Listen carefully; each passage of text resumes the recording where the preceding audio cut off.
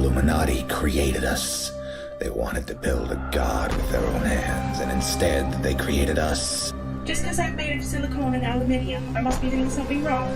That's machine stereotyping, that is. That's reality, that is. Machines are second-class citizens. Humans are sentient persons by default, ma'am. They have personhood by heredity. There are thousands upon thousands of overqualified slum dwellers. You are my peon. Don't you get it? This wasn't a job. It was always just an excommunication sentence. We're pawns in a feud bigger than we can imagine. Turn the cogs of the machine before Leviathan grinds you up and swallows you and yours. We don't get to choose our hand, comrade. Prince, peon, rich, poor, human, robot. I invented the crux of the royal's power, the secret to consciousness, our existence itself, the meaning of life. I'm the $6 billion baller, not some troubled youth. You are my greatest creation of all. God's had to build my own family. I hate your son. I hate your son. I'm happy to smash all of the crowns and throw the gold shards down to the people. I will be the iconoclast queen. But who makes you queen anyway? You? You in whose army, princess? You in whose army?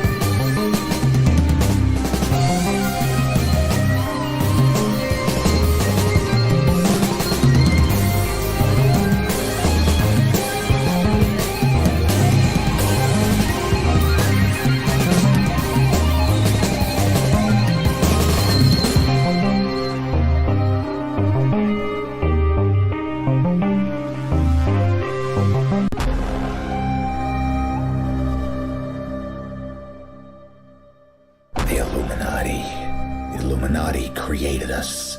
They wanted to build a god with their own hands, and instead they created us. Just because I'm made of silicone and aluminium, I must be doing something wrong. That's machine stereotyping, that is. That's reality, that is.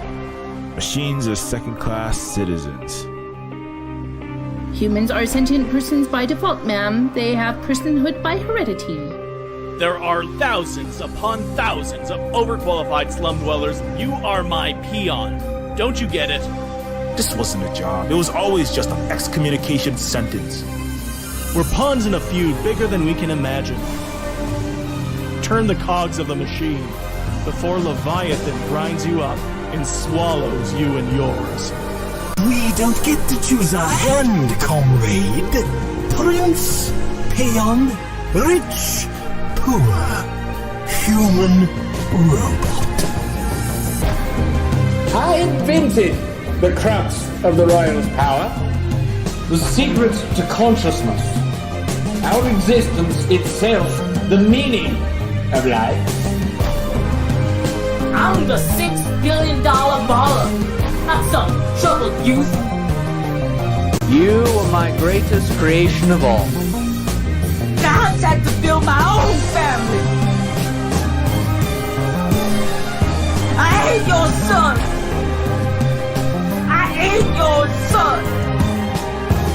I'm happy to smash all of the crowns and throw the gold shards down to the people. I will be the iconoclast queen. But who makes you queen anyway? You? You in whose army, princess? You in whose army?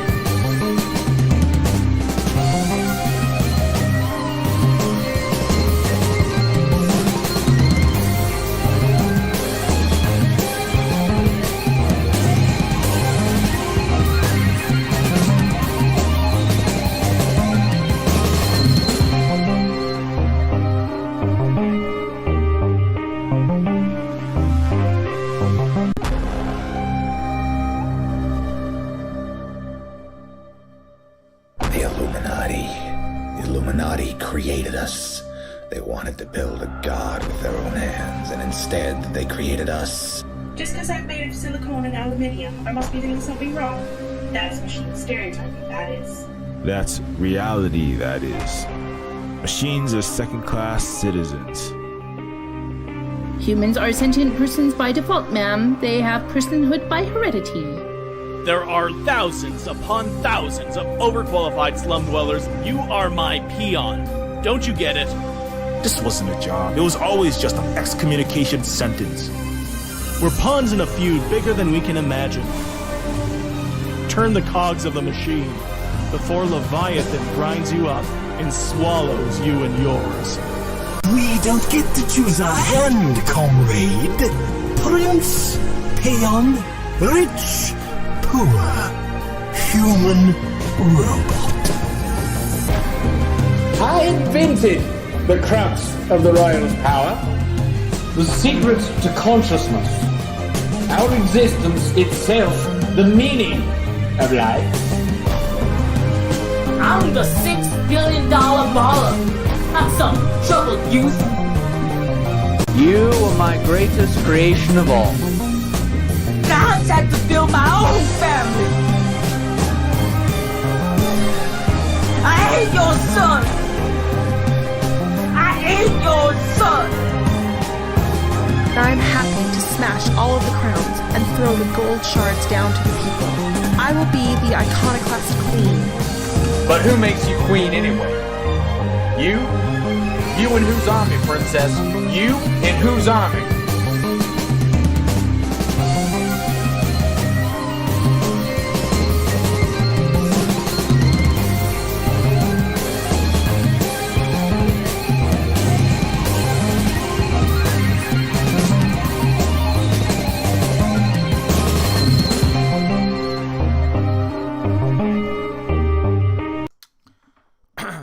What is up, everybody? This is Silver Spook, and this is the Silver Spook live stream. Anyway, before I forget, everything that we do here is, of course, supported by the ongoing sales of that game that you just watched the trailer for, Neofeud. So if you have if you haven't got it yet, if you have the ability to share it, if you know anybody who plays games, cyberpunk games, adventure games, cyberpunk adventure games, etc., don't forget to share that with all of your friends and comrades and game players especially, as it does support everything that we do here at the Silver Spook cooperative / hui / commune, where everybody gets their needs met and all of their healing needs met, as well as their food, housing, clothing, and basic material needs met as well. So if you want to help us with that, do consider supporting us at that through picking up Neofeud, just sharing it with your friends, sharing this stream with your friends, and also, of course, direct donations, the Patreon support in an ongoing way always helps us with what we do here. And yeah, anyways, sorry, just let me set my computer up over here. So give me 1 second here. Yeah, so lots of things happening. I will be coming back later on today on the Luna Oi channel for a very large Indigenous international panel from 3 separate continents and the Pacific, which is 1/3 of the Earth's surface. We're gonna have a big Indigenous peoples hui, which is a word that means coming together for a meeting. Also means in various ways working together collectively, work our own cooperative. For example, in a Vietnamese faux shop in decolonized Vietnam, an indigenous advanced Asian civilization. It could mean the diaspora Chinese restaurant in LA, like in Wu Assassins, or in San Francisco. It could mean a rotating credit union in Vancouver to support starting of businesses, laundromats, etc. Outside of the Western capitalist banking system. That's a hui as well. Hui can also mean a meeting on a marae in Aotearoa in New Zealand of an indigenous people. It also means Native Hawaiian huiing together to build a fish pond in the Ahupua'a system for sustainable agriculture 500 or 1,000 years ago.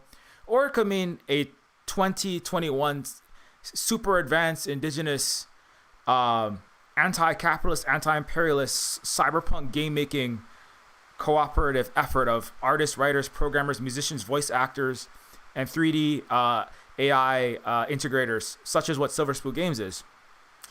That word "hui" means the same thing across all of the civilizations. So, and we'll be talking about that because today I'm gonna focus a little bit. I'm gonna have that meeting later on today, right? It's going to be I'll get the flyer up for that one. It's going to be the decolonization and land back specifically is the kind of central topic. What that means.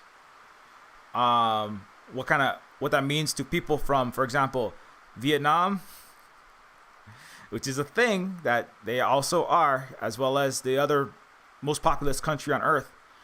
What decolonization means for the Shamera Reyes, Luna Oy, of course, is our very good comrade from Vietnam. Shamera Rey is an indigenous Palauan, which is a Pacific island in the west and south of Hawaii, where I'm from, as a native Hawaiian indigenous member of Hawaii.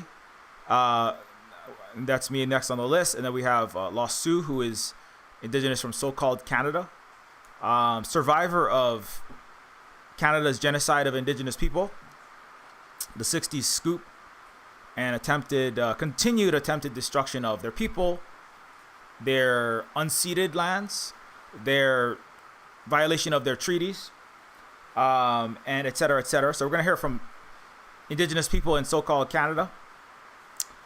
We're going to have YRN is indigenous from Aotearoa, or also known as Yaron. Worked on Urumqi Generation, which is a indigenous Maori created cyberpunk adjacent game. I'm not sure. I don't think they use that on the Steam page, but it's very similar to Neofeud in a lot of ways. It's it's about a military occupation of an indigenous people's land. And then finally we have Nu Amalta, or Amalta Nu on Twitter, also on Instagram and other places, who is indigenous from South America, or what's called South America. I'm not exactly sure which exact nation Amalta is a member of, but it's another one of my indigenous Southern Turtle Island friends, Duende, also known as Joey, who I met through Kamazat, introduced me to Amalta. And so, yeah, I'm looking forward to this. We're going to be talking about decolonization. We're going to be talking about land back. There's actions presently, like major actions, some of the largest actions in the history of the United States, and indigenous uprisings is happening right now as we speak. Shaw might not be able to join us because, in fact, Shaw is currently on the front lines of this struggle. Let me just see if I can get a picture of that. Shaw is actually down there at the capital of the most terrible, most destructive empire that the world has ever seen. Shaw is down in DC right now. So I don't know if we're going to be able to get Shaw on here, but I want to at least we want to show some of what's happening there. This is what's happening down at the Capitol. 2 rounds left. Let me get their actual statement. Yeah, this is what's happening. Our demands for the President of the United States are abolition of the Bureau of Indian Affairs, restoration of 110 million acres taken away from Native nations, bring home our children buried at your residential schools, restoration of treaty making ended by Congress in 1871, establishment of a treaty commission to make new treaties with sovereign Native nations, land back, water back, honor the treaties, no new leases for oil and gas or extractive industry on public lands, policy of a free, prior, and informed consent, reclaim and affirm health, housing, employment, economic development, and education for all indigenous peoples, restoration of terminated rights, repeal of state jurisdiction on Native nations, federal protection for offenses against Indians. And so there is a massive action presently happening. Let's see. Shaw is actually filming. Shaw was just facing off against DC police officers. I was just watching some of that. Let me see, where's this Instagram? Yeah. If you want to learn more about that, so we're not sure if Shaw's gonna be able to join it because Shaw's actually doing like actions like not that like there's action to be done in the digital spaces as well as in the earth spaces, or the physical meat spaces, as we say. But Shaw is engaged simultaneously in both. But this is a real ongoing action as we speak, happening in the capital, and not only the capital, but this is just one of the places. People versus fossil fuels. This is Shaw standing off against a DC police officer, just standing there, standing in her way there. This is continuing as we speak. Last day of arrests. So yeah, anyway, so this is Biden failing to uphold his promises. Anyways, Shaw also works for the Indigenous Environment Network.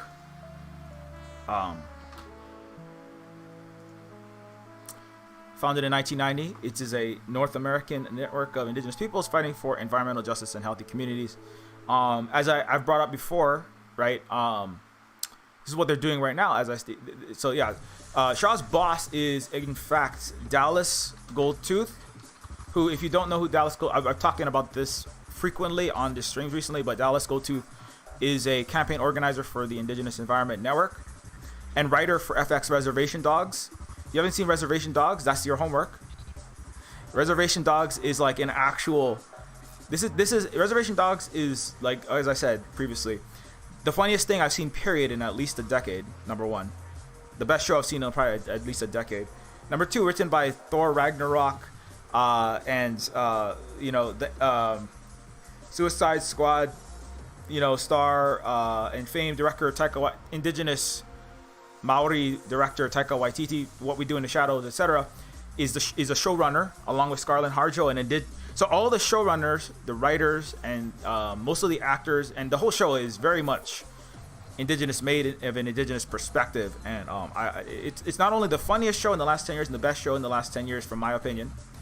It's also like the best actual show made by, for, of, and showing the perspective, right? Centering Indigenous perspectives.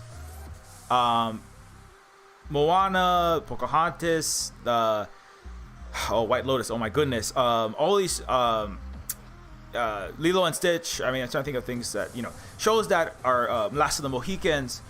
There's basically nothing even close to this show. Anyway, I highly recommend it in terms of representing who we actually are.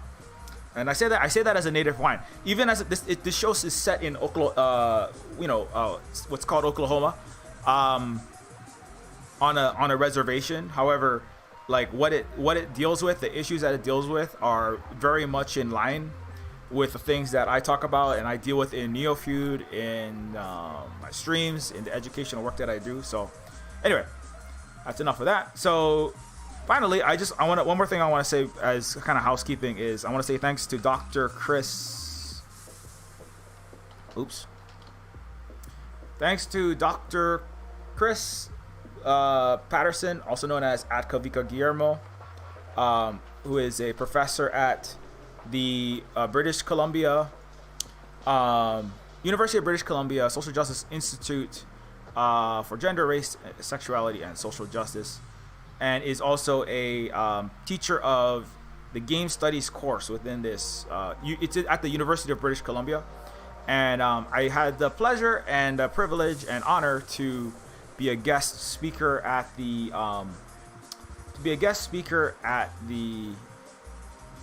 Game Studies. I don't know if it's on here, but anyway, I was a guest speaker at the Game Studies class. So I gave basically a guest lecture, I think is the technical term for it, to the course who were required to play Neofeud at during the course. So thanks a lot for making me $200. No, thanks a lot for adding Neofeud. Most importantly, Neofeud. I made the game, right, which of course you can find on itch and on Steam. I made the game intentionally. It has to be entertaining, right? Otherwise, I'm not doing my job. Just as if Taika Waititi's Reservation Dogs doesn't hold people's attention and make them laugh, cry, something, give them a reason to sit down and consume that content, then Taika's not doing his job. And similarly, if Neofeud isn't fun and entertaining in its own right, then I'm not doing my job. But also, Neofeud is made to also be educational, and it is intentionally political. I would argue there's no such thing as apolitical games, movies, interactive or non-interactive media, period, right? I argue that often on the streams. But also, so because of that, we should choose to have good politics in our games. You know, as Luna always says, we're going to be talking to Luna about identity politics. There's identity politics everywhere. You know, it's just you choose to deploy right-wing identity politics, liberal identity politics, or left-wing identity politics. We don't really have a choice. Like, the United States is founded on identity, white identity in particular, settler colonial white identity in particular, just like Canada. And so we have to choose. And the United States has never not been about that. It's always been about that. Every election is always about that. And we don't have a choice to deal with it. We have to choose to say, well, we choose a collective, not collective identity, but we choose to undo and negate the racism and this white identity, the white supremacy, and have full acceptance and demand equality for all people, right? We demand, as Dr. Chris's institute pushes for, the equality of gender, race, sexuality, in order to achieve social justice, right? So, as well as economic justice, as well as ecological justice, right?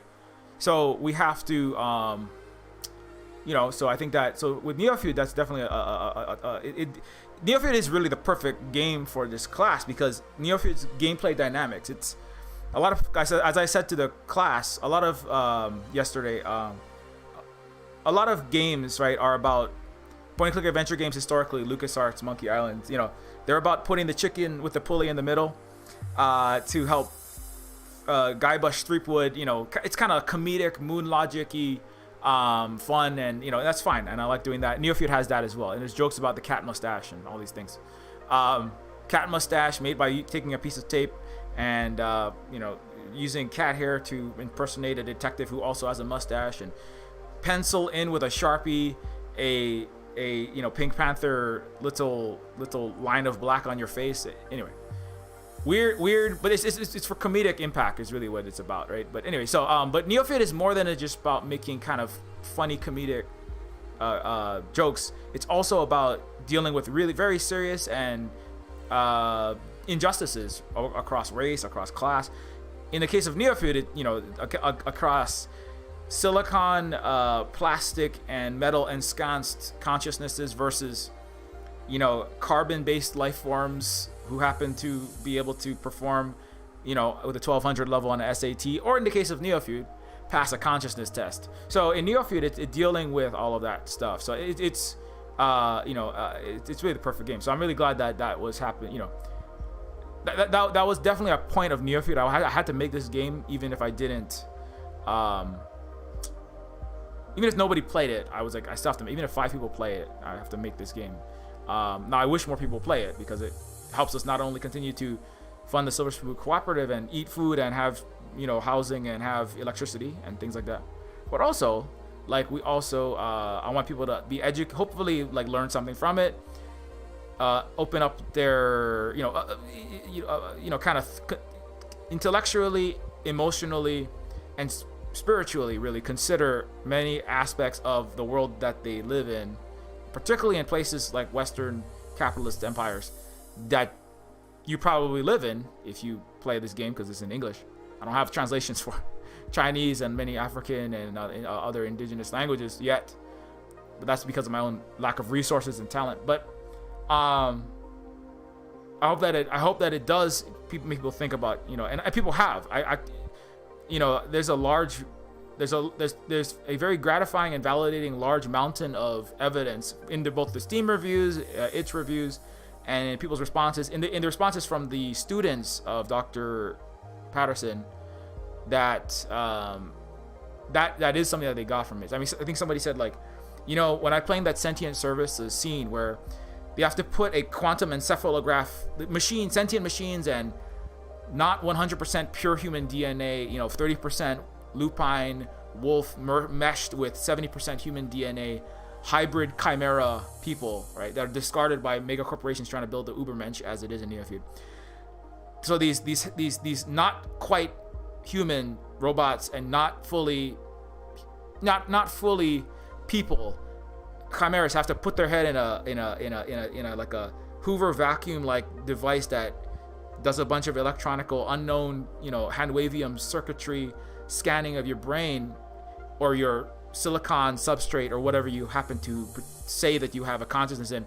And if it doesn't determine that you have enough there's not enough there's not enough qualia or sentience or whatever it is that they're using to determine your right to exist and have rights, you know, any rights, not just property rights, you know, and then that scans your brain, and then if it comes up negative, then guess what? The DMV equivalent of 2045 says, well, you don't count as a person. You're maybe a pet or cattle, and so you can go suffer the lack of housing and food and just rot in the street, basically, like, you know, and you're like trash, basically. And somebody said, like, you know, when I played that scene, like somebody from the class said, you know, when I played that scene, it made me think of that recently when I went to try to apply for support for disabled people, as I'm a disabled person, and I was rejected because I didn't meet X and Y kind of arbitrary criteria, and made me feel like I was not a human. Didn't count as a person, and you know, really hit home. So, which is exactly what Neofeud is about. I mean, whether you don't feel like a person because you don't count as a disabled enough. And Canada is very bad for disabled people, as I have heard and looked into. It seems it's like it in some cases it can be even worse in that particular sub department of oppression. Or whether it's you being black in America and having your neck knelt on for 8 minutes and 46 seconds on camera and nothing happening, right? Nothing happening, and then you just die. And the police, the government, courts, other human beings that are ostensibly supposed to be living in a free and human rights respecting, right, rules-based order don't really do anything for you, right? And barely after 31 million people uprise, right? So whether you feel like a subhuman because of your skin color, because of your way you talk, the way that where you were born, what part of the world you were born in, and now you're an illegal migrant, you're what, etc. Your level of ability, your physical, mental, your gender, your sexuality, all these things, right? And feeling less of a human. That is the whole point of Neofeud. And the more money you have, and the more whiteness you have, and the more manness you have, and the more ability you have, because there literally are eugenics projects in Neofeud, right? So and so they're manufacturing the best body to have the maximum ability. So the more all these things that you have together, the more humanness you have. And then you can like literally commit global war crimes and kill millions of people, like the United States war criminals, billionaires, corporate and political do on a regular basis, and get away with it because you have the ultimate superhumanness as an Ubermensch, as they say in Neofeud. So Neofeud is exactly what all of this is about. And so I'm very happy to summarize that quickly. That to have the game be, you know, used in this course, and also to that people are getting that from the game, because that at the end of the day, that's ultimately what I want for the game, is for people to think about all of these issues and many other ones, not just the economic, all the things I just said, but like as well as artificial intelligence. We discussed artificial intelligence and what it means for, because there's somebody who was going into studying potentially, I'm gonna take this off the screen for a second. Somebody was going to go into studying artificial intelligence and majoring in it, and machine learning, advanced adversarial networks, neural network and coding. You know, I was actually, before I became a game developer full time, and you know, educator full time educator / game developer. I guess that's mostly what I'm doing nowadays. But I was going to go into cognitive computing at UC San Diego or Berkeley. I was applying to go into master's or graduate programs for that. Didn't end up doing that. And so, because, because I played too much Deus Ex and read too much Neuromancer, watched too much Matrix, and I'm like a sci-fi nerd. Also had a computer science degree. And I was like, that was a field that was like very much interest and a growing field. And so somebody else was like, I want to get into artificial intelligence, but I can see that like the way that we understand artificial intelligence, both in our science, in our computing, in our AI fields, and as well as in science fiction, particularly in the Western world. This is not exactly what that person said, but this person that brought this up, that I want to go into artificial intelligence, but it seems like there's a lot of focus on, there's a lot of conceptions of artificial intelligence as that which is there to serve us and to serve men in particular. And there's a lot of female-coded AI. Skynet is a woman, and I brought up there is absolutely, and that's problematic, and it is absolutely is, and that's something that I have also thought a lot about when I was making Terminus Machina and Neofeud, and that is a huge problem in both science fiction and in Western science. I put it in science. I put that because phrenology and eugenics were and are science. Eugenics is still a science that is practiced by Canada and the United States. And medical science still has eugenics in it. And this is why disproportionate numbers of black pregnant women in particular, but people of color generally, die and are killed in hospitals. And etc. And these Western science's conceptions are fundamentally sexist. They are fundamentally racist. They are eugenicists, ultimately. They continue to be. That's why Canada's continued conviction of the crime of genocide in the UN, based on 7,000 plus unearthed bodies at residential schools that were killed by being mass fed, drywall paper and glue in some cases, doing literal experiments in 1997 on Indigenous children in Canada, killing them in the schools and then secretly burying the bodies with the help of Catholic priests who were the teachers. With the complicity of the Canadian government, secretaries, janitors, nurses, and other people who worked in these residential schools and murdered children. So eugenics, Neofeud in some ways is not. This is a continued process. This is part of the, when we're coming back to healing. There is much damage. There is much literal damage to societies. Children ripped from arms. Native Hawaiian children ripped from their parents' arms. My parents were beaten for speaking Hawaiian. My mom got her knuckles shattered. Dad had students in the classes at Damien and St. Louis and these other schools. My dad had classmates who were like thrown off of second-story balconies for speaking Hawaiian. This is damage. Speaking of healing, physical damage. Literal physical damage. Broken bodies. And our healthcare is one of the worst. Hawaiians have the shortest life expectancy of any ethnic group in the so-called United States. Physical damage, psychological damage, cultural damage. I don't speak Hawaiian. Why don't I speak Hawaiian? Because my language was banned when I was born. And Kaleko Ka'eo was arrested for speaking Hawaiian in a court on Maui in 2018. So it's still informally illegal to be Hawaiian and speak Hawaiian. And that's why you can see in this slideshow, what they continue to do is to break the rules-based order, as Mr. Tony Blinken would say, of United Nations Declaration on the Rights of the Indigenous Peoples to have prior, free, and informed consent, but they continue to violate that. Much like rape is the failure to get prior, informed, and free and ongoing consent from the person which you are engaging in the sexual activity with. And so the United States so artificial intelligence, I said, and I argue this frequently, which is that artificial intelligence itself and science fiction is the projection of a patriarchal, imperial, abusive, unhealed Western barbaristic, might makes right culture, projection of those people who exist in that broken stormtrooperness onto intelligent machines, right? With Westworld androids. The problem with Westworld, in the original Westworld and in Future World, the sequel, is that not that you have an entire, myriad of intelligent sentient robots that are performing fictional saloon, beer pouring and having a cowboy. In Westworld, it's a Western cowboys and saloons and robbers and six shooter. It's a cowboy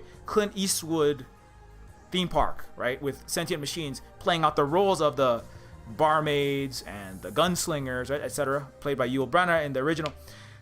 And then rich white men show up and abuse the bodies, shoot the bodies, crush and physically, sexually, and otherwise abuse the bodies of all of these sentient androids and robots every day. Their bodies are pieced back together, healed. They're not really healed. They're just physically put back together to be destroyed the next day, by new white rich men who show up to take advantage of their bodies again every day. Hawaii is a literal living Westworld whose people's minds, souls, bodies, and cultures are eradicated by ongoing, literally in hotels, sexual abuse, rampant, unaddressed, and they like it that way, right? Disproportionately staffed by Asian and Pacific Islanders who are, and the anti-Asian and Pacific Islander misogyny, together is even worse than just the straight misogyny in many cases. The level of abuse is even greater. And then you have the entire culture just being eradicated and converted into, fake plastic hula, sacred dances, and our actual culture turned into, basic the equivalent of a native Turtle Island people doing sexy feather headdress dances for $7 an hour and starvation wages while living in ghettos, which is where we live, or homeless, or we can't afford to live. Like I can't afford to live in my hometown, my home Ahupua'a, my native land. I'm off my native land, right?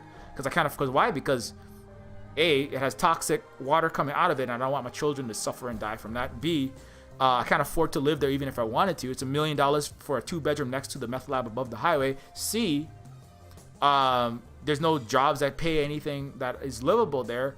D, I can't be surrounded by racist, abusive, toxic work, home, and tourist culture 24/7 and expect to kind of lead some kind of liberated, healed, indigenous Hawaiian civilization, or be a part of that. That's part of the way that I can contribute. I can't do that over there. Silver Spoon Games would not exist in Honolulu. There would be no Neofeud. There would be no streams if we were still there.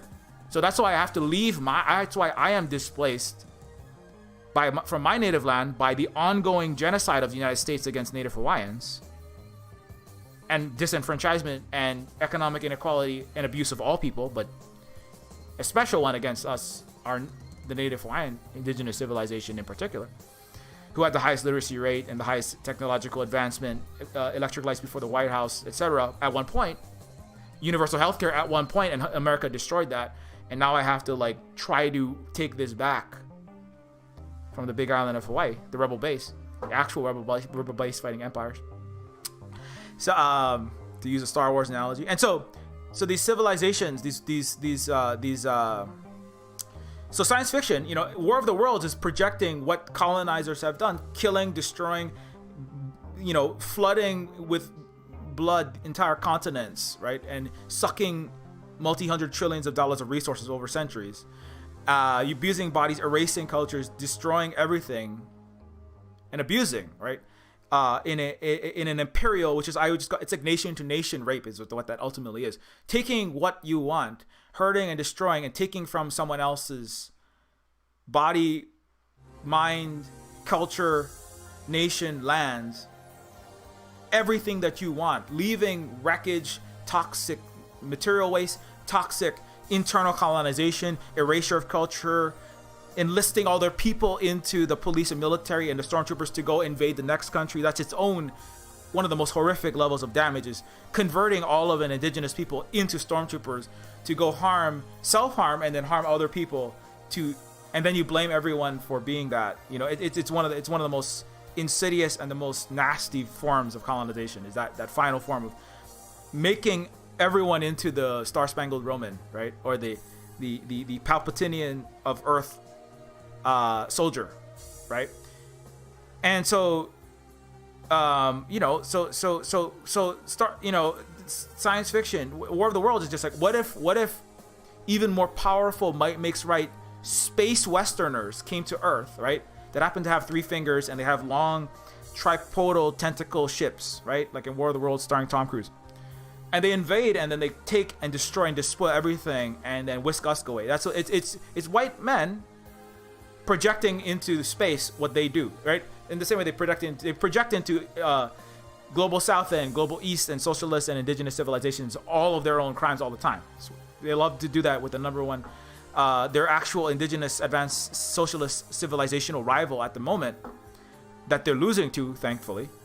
But that's what, and Westworld is projecting what white men do to women, right? Which is take their bodies, take their everything, take their labor, take their everything and abuse them. And what they do to people of color, which is take their bodies, take their black help, take their indigenous land, take their stolen land, put stolen people on it and abuse them, and continue to do that in the 50s that never had any socialism. It was not, it was neo-feudalism for cis white men. That's what the 50s were. So the, you know, and Westworld is a projection of that world, right? Abusing Hawaii. The beginning of Pan Am and the tourism industrial complex begins in the 50s, 60s, 70s, right? And Mad Men spread saying cigarettes are toasted and fly to Hawaii and have a beautiful white sand beach, blue sky, have a pina colada, and give the white capitalists to own Waikiki resorts and United Airlines and Pan Am corporations a lot of money to abuse the bodies and culture of Native Hawaiians and land of Native Hawaiians. So that's what Westworld is actually based on. The real world replicant android abuse of a living culture.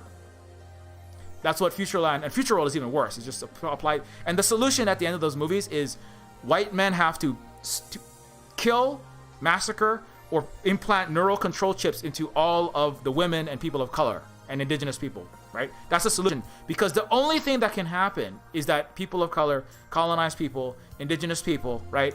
The Anishinaabe are going to do exactly what we did to them if they ever get any kind of sovereignty and economic and political power, right? Which is false. But that's what Android, that's what iRobot, that's Heinlein's Starship Troopers projection into space about what Asians and communists are going to do, which is they're just going to kill us all and slaughter us all, and they're all brainwashed, despotic, authoritarian regimes, right? That's what you know, all of science fiction art, especially Western science fiction, is projection of hierarchy and just the worst forms of unhealed, broken inheritors of Roman violence. Basically, that's what all of Western so-called civilization is, and their their projection of their own crimes, their own sins. You know, that's like the guy who's going, wait, me too. This is bad. Like this could get out of hand, right? You know, as my partner was saying, Holly, an equal member of the Silver Spook Cooperative. If this gets out of hand, this could be a real problem. If the people that are saying that, they're just afraid of what will happen if their own crimes and abuses of women come to light. You know, they're literally social injustice warriors, right?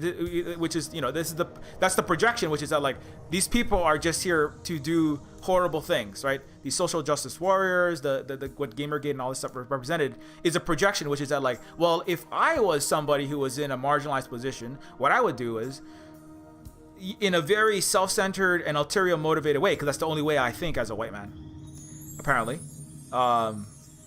I am going to use all of my whatever noticeability that I'm getting right now to selfishly hurt and abuse other people, or, you know, make up lies or do something to take over, right? For fear of the female planet, for fear, like, women are just going to take over and they're just going to like do exactly what we did to them, right?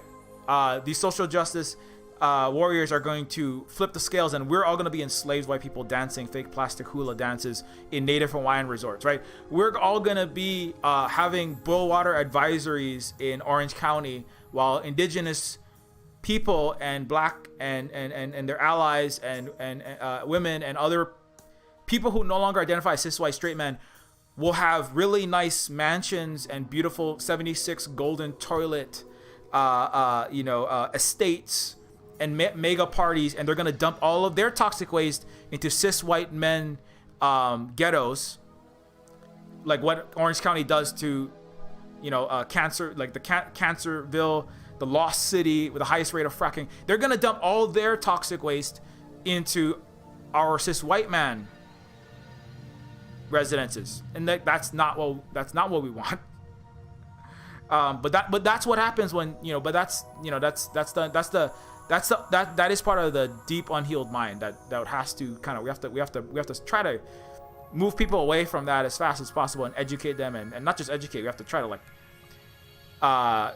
do a lot of things to rectify this misconception, which is what we hope to do later on today with the Indigenous panel. But anyways, what was I supposed to talk about? I'm kind of way off topic already.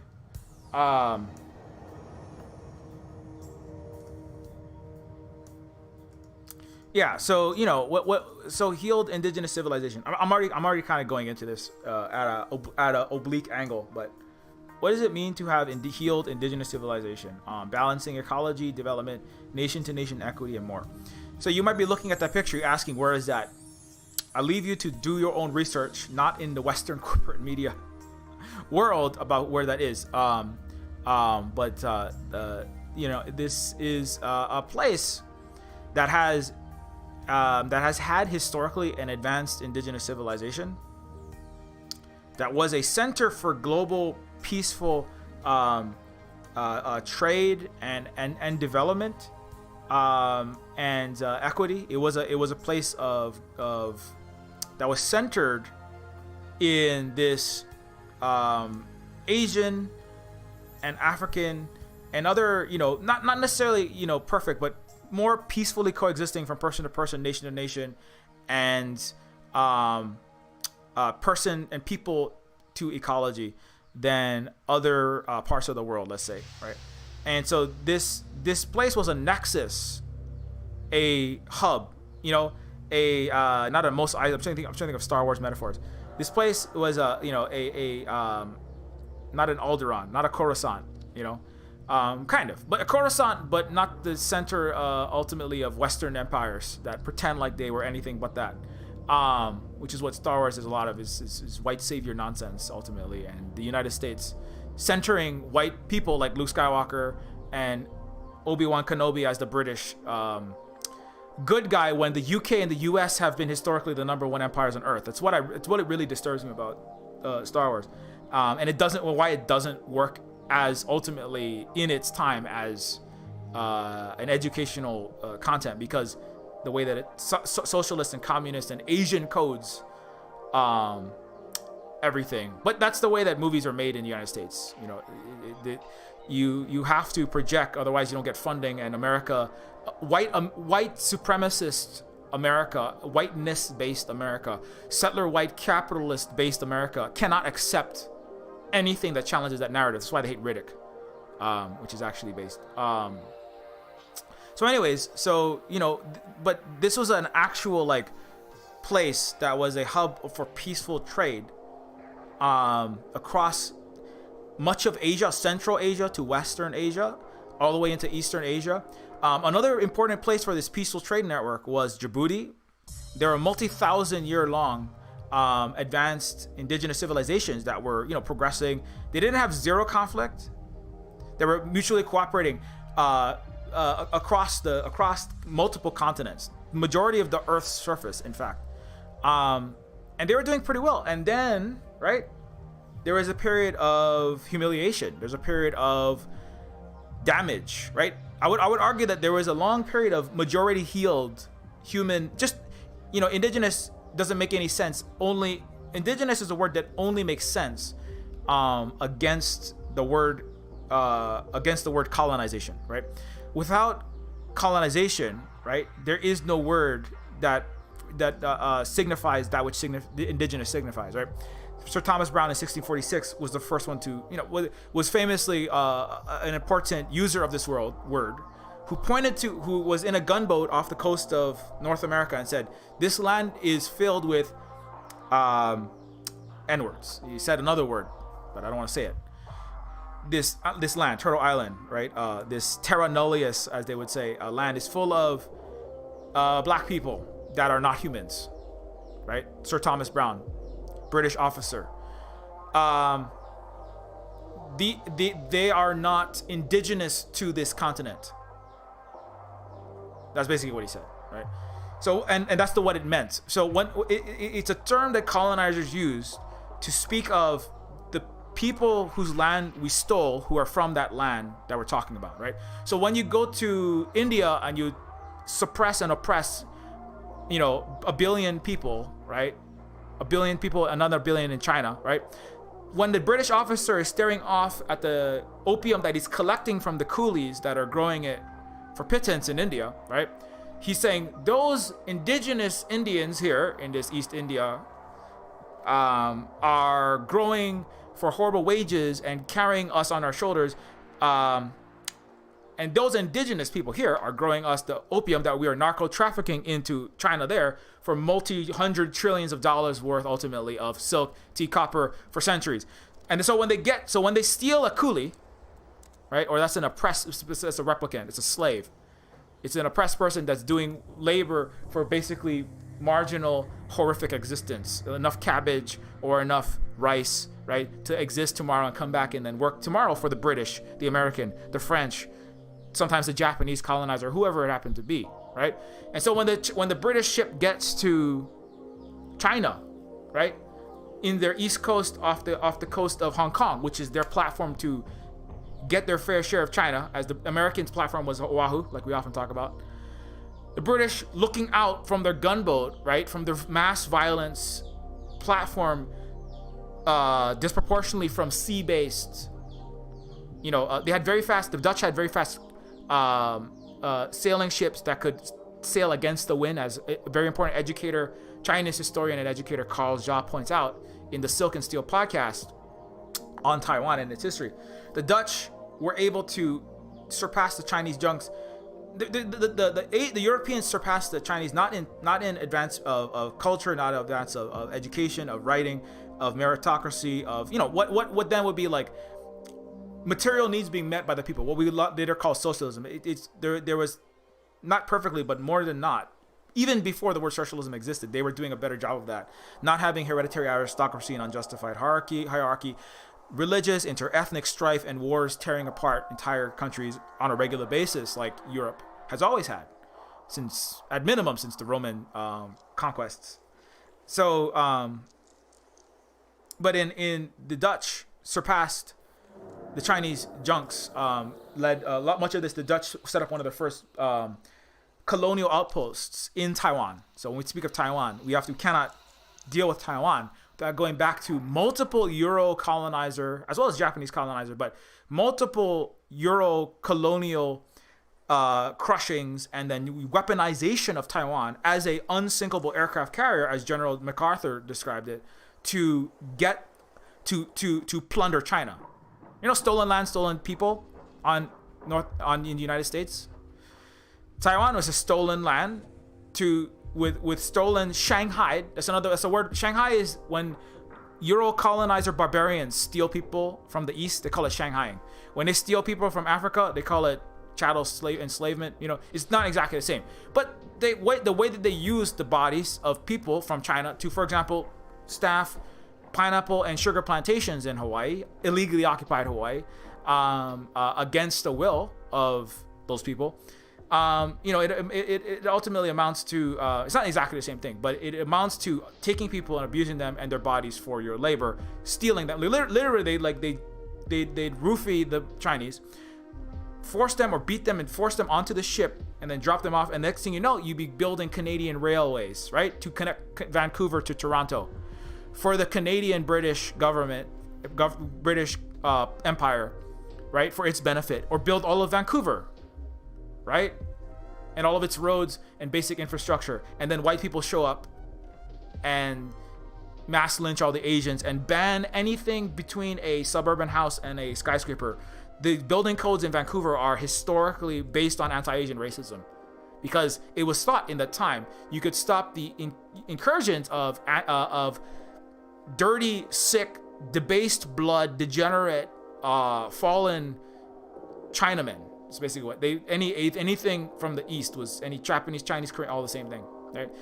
The Vancouver laws, the actual literal zoning codes. Why are there like giant skyscrapers? Not a lot of 4 to 8 floor, mid-sized buildings. The reason why is because the British and the basically white colonizers in Western, what's called British Columbia and Vancouver, thought it would be possible to kick out all the Asians and all these dirty, debased blood that would infuse itself and degrade the great white Aryan, Celtic, and Germanic races' blood. Marx also used this terminology as well.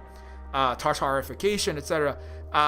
John Swinton, etc. I went over that a couple streams ago. And the white British colonizers thought that we could remove all of the Asians and limit their infestation, as they called it, by just banning these structures, because they thought these structures gave way to slums. Not that our oppression and our colonization and our abuse and subhumanification of Asian people is why they were living in lesser in just like harder to exist conditions, more dilapidated house. Not because we are like mass killing them, treating them as insects, right? Like the mestizo, like the Spanish treated the South American indigenous people. Not because we're treating them horribly and abusing them and banning them from doing anything but cooking and cleaning. In the United States, Chinese Exclusion Act, the White Australia policy that stopped all Asian or Pacific Islander migration into Australia. Hawaiians were considered Chinamen in Australia, by the way, in the early 1900s. Is not because of this damage to, in fact, the most populous country on Earth's people, the indigenous peoples of Asia. No, it's because 4 to 8 story buildings naturally give way. It's like do you want ants? Because leaving sugar cookie crumbs on the ground is how you get ants, right? That's what the British Columbian white colonizers in Canada thought. Do you want insectile Asiaoids? Because 4 to 8 story buildings is how you get ants. That's basically what the British thought. That's why British Columbia's and Vancouver's building codes are the way that they are. You can go look this up. Anyways, very similar to Hawaii. Hawaii and Vancouver, Honolulu, Vancouver have similar colonizer histories where you have there's a large number of Asian and Pacific Islanders in there. About 50%, if you add it all up. It's actually a little more than 50% Asian or Pacific Islander. If you add all of us together, Honolulu is about 50 to 60%. Vancouver, I think it's like 40, 50, I forget exactly, but it's about half. And that's why Hawaii also has an incredible anti-Asian racism, like the incineration of all of Chinatown and burning of Hawaiian and Chinese and Korean and Vietnamese and Japanese and everyone else in the Honolulu Chinatown 31 set fires when they burned us alive. So Honolulu's solution was, well, let's just incinerate all the ants. British Columbia's solution was, let's just like not let the ants come eat 4 to 8 story buildings.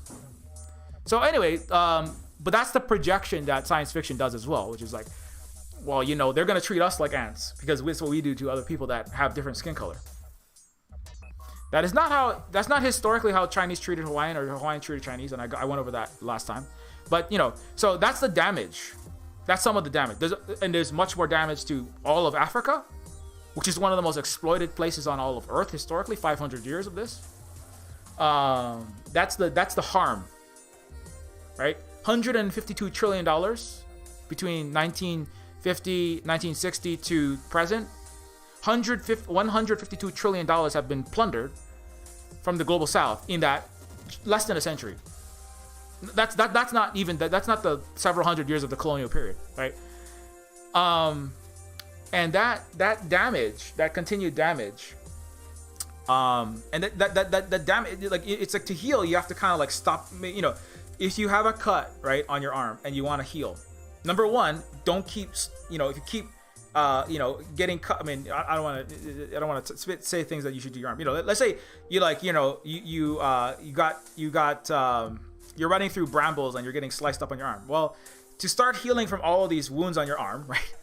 Don't run through brambles again, right? If you keep, or don't have someone shove you through brambles, I should say, because it's not really like self-harm. It's colonizers continuing to harm, people in Turtle Island, indigenous people of Africa, indigenous people of Asia, lying about them, right? Hybrid war on China, Vietnamese continuing to suffer lies about them, threats of sanctions against them, Kamala Harris showing up pretending to help them, not doing anything, right? Still not paying for hundreds of millions of birth defects, cancers, and thousands of pounds of unexploded mines and submunitions left from Vietnam War that America, Agent Orange, and toxic chemical warfare that America uses all the time and attacks Syria and China and other places that it wants to start wars in of having used. Again, projection. Writing science fiction is writing white cis capitalist Eurocentric science fiction is practice for being a history book writer or a politician or a news journalist, right? Because that's what you're going to do is you're going to project into China, like you're projecting into space, all of your colonial crimes. They're the ones doing destruction and crushing of indigenous ethnic minorities, right? Not like America does that, right? They're the ones that are going to take over the world and destroy us all with, AI warfare and robot dog. You're the one doing that. They're going to, that's what science fiction is about. Science fiction in the West is weaponizing imaginary futures for continued imperial conquest, I would argue. That's why Call of Colonialism 2042, it's called Battlefield 2042. Call of Duty is just all military propaganda. Literally the number one recruiting tool for the U.S. Empire's Army, Navy, Marines, and Air Force, which has surpassed their quota for the first time, thanks to Twitch and esports and shooters. And New World is Battlefield 1492. Call of Colonialism 1492. Disgusting game. Horrific. It's also full with racism and classism and sexism and disgusting things, like all first-person shooters are. Gaming is the number one vector for right-wing radicalization. And they're all like 20 years behind on social justice and progress. And also, but you know what's banned from New World servers? Anti-Jeff Bezos talk. So if you say Jeff Bezos, you get banned. You can get reprimanded. Now you can say all kind of racist and sexist things because FPS gaming and gaming culture is full of reactionary bigotry and garbage, and it's disgusting and it makes me sad. Because I worked on a FPS total conversion called Terminus Machina based on Deus Ex, and it just makes me sad that it's the number one vector for global fascism around the world, is utilizing Gamergate through Steve Bannon, taking Chinese sweatshops, and then turning World of Warcraft gamers, who are a lot of tech nerds working for the Pentagon, programming the actual Empire's fully automated robotic drone death dealers, right? All of these nerds in San Francisco, New York, and other places working for the Navy and NSA, getting pissed off at all of the Chinese people trying to survive under Steve Bannon's oppression. And Steve Bannon figured out, I can weaponize all of these white, rootless males playing World of Warcraft and MMOs to build the alt-right, Brexit, Salvini, Bolsonaro, right? Donald Trump's run, and my right-wing global Western, what did he call it? Judeo-Christian civilizational upsurge, right? To preserve for the white race, to preserve a future for the white children, as Steve Bannon would paraphrase his good teacher from the 1940s in Germany. So, it's unfortunate, but that's a reality that we have to face, which is that first-person shooters are horrific and disgusting and full of garbage. A lot of them. For historical, political, and empire weaponizational reasons, they're very good tools to get people to be down with killing millions of brown people in West Asia. Like Iraq, right? And rebranding America's war crimes in Fallujah. It's a very useful tool when you're running around shooting M4A1s and driving tanks, and in Battlefield 2042, using Falcon Winter Soldier style Navy and Air Force produced wingsuits with drones and Lockheed Martin missiles coming. I'm sorry. Some future. I'm waiting for the fucking wingsuits from Battlefield 2042 to literally have Lockheed Martin missiles coming out of their buttholes, like Falcon does, as a living superhero embodiment of the U.S. empire and military and war crimes against indigenous peoples of Asia, like the Afghan people, right? That the Railroad Falcons murdered by the 100,000 with the Australians that were slitting the throats of Uyghurs, Muslims in Australia. So, but we can't acknowledge that because we need to have a lot of fun as white first worlders playing fucking video games. And that's more important. Anyways, now I'm just getting upset, but I'm always upset. So what does it mean? But that's all the damage that continues to happen to the indigenous civilization of the Uyghurs that have had as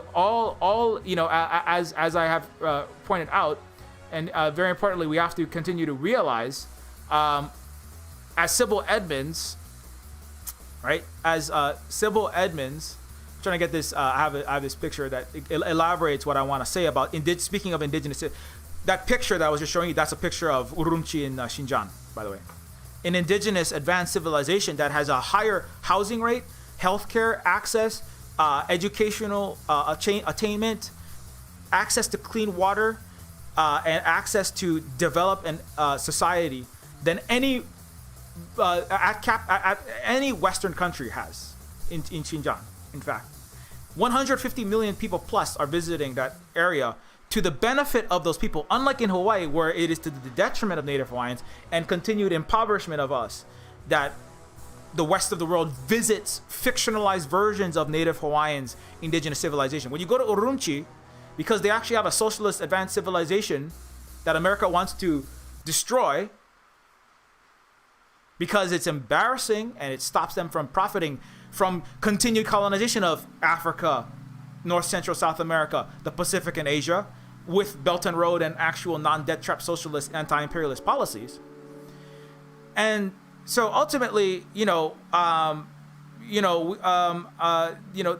to recognize that this is all the continued damage that doesn't get addressed as long as, and that part of the healing, right? So speaking of it, healing indigenous civilizations, right? It is not Justin Trudeau taking a picture doing an ayahuasca ritual with some South American indigenous people and then having his Canadian company show up and murder them with School of Americas and Western paramilitary trained troops for the benefit of Canadian corporations that pollute all of their waters and extract their resources. That's not healing. Hashtag racial healing is not healing. David Ige making 2019 the year of the Hawaiian and then proceeding to violate Native Hawaiian rights with multi-billion-dollar projects on our sacred mountain, that's not racial healing, right? The United States talking about we're going to heal with our indigenous people and respect indigenous people all the time, and Kamala Harris going around the world and talking about how much we love our Vietnamese people, doing nothing materially to actually help any of these people, maintaining vaccine apartheid. That's not racial healing. That's not indigenous civilization healing. Where did I put this? I'm sorry, I'm missing my little photos. But to go back into this specific region, and we're always going to talk about that. Thank God that the West is having to backpedal on their nonsense. Here.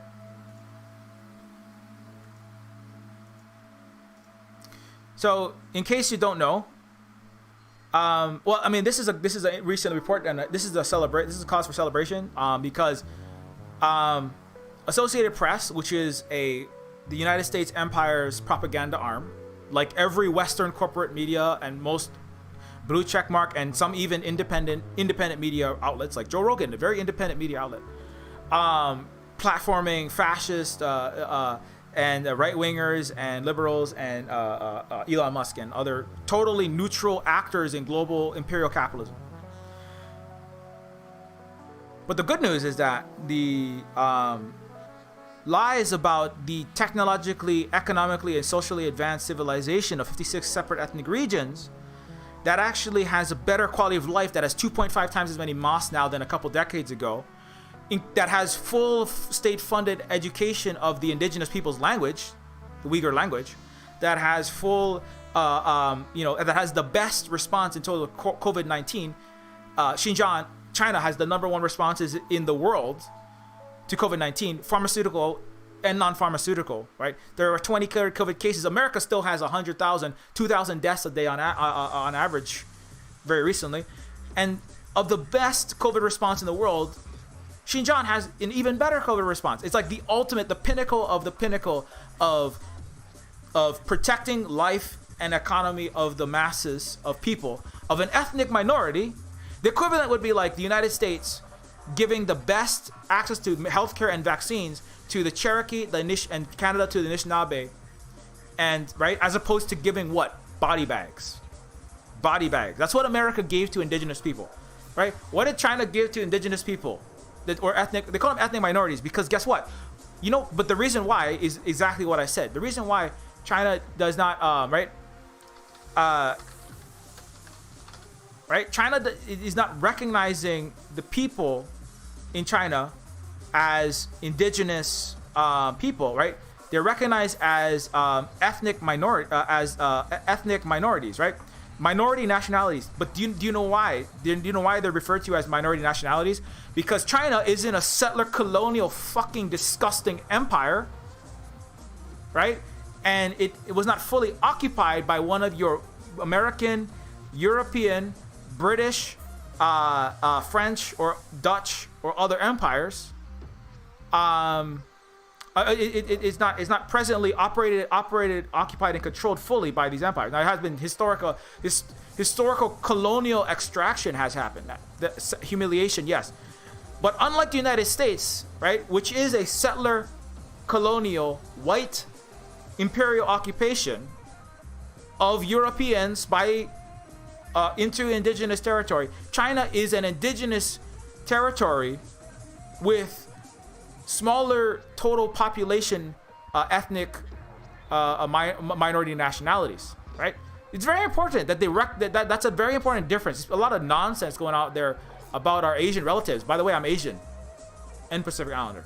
So when so remember, just remember that before you start throwing tanky around in my chat or saying nonsense about me, like many Westerners continue to do as their empires die, thankfully. Whose ancestors were burned to death by you, if you're a white person, by your ancestors. Just remember that. Chinese and Hawaiian and Japanese and etc. in Honolulu's Chinatown. So just remember that's who you're talking to. Because every day I get called like tanky authoritarian, genocide denier, genocide this and that by white people. White upper middle class Europeans in particular, Americans and Canadians in particular. Who call themselves leftists,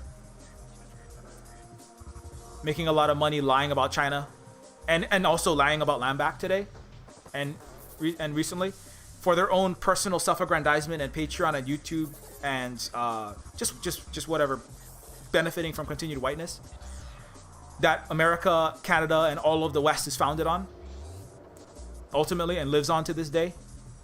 So remember that it's an indigenous Asian people that had and has minority nationalities. The equivalent would be if the United States if Plymouth Rock was there were gunboats with narco trafficking into Plymouth Rock with indigenous Iroquois, Blackfoot, and a federation of internal nations, some of them larger, right?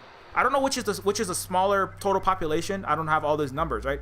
But imagine that, like, I don't know, let's say like Blackfoot or another one had a smaller total population than like the Iroquois nation, right? Imagine that the U.S. had never happened, Canada had never happened, and Europe, rather UK and France, etc., Spain, right? The Louisiana Purchase never happened, right? And they just instead had gunboats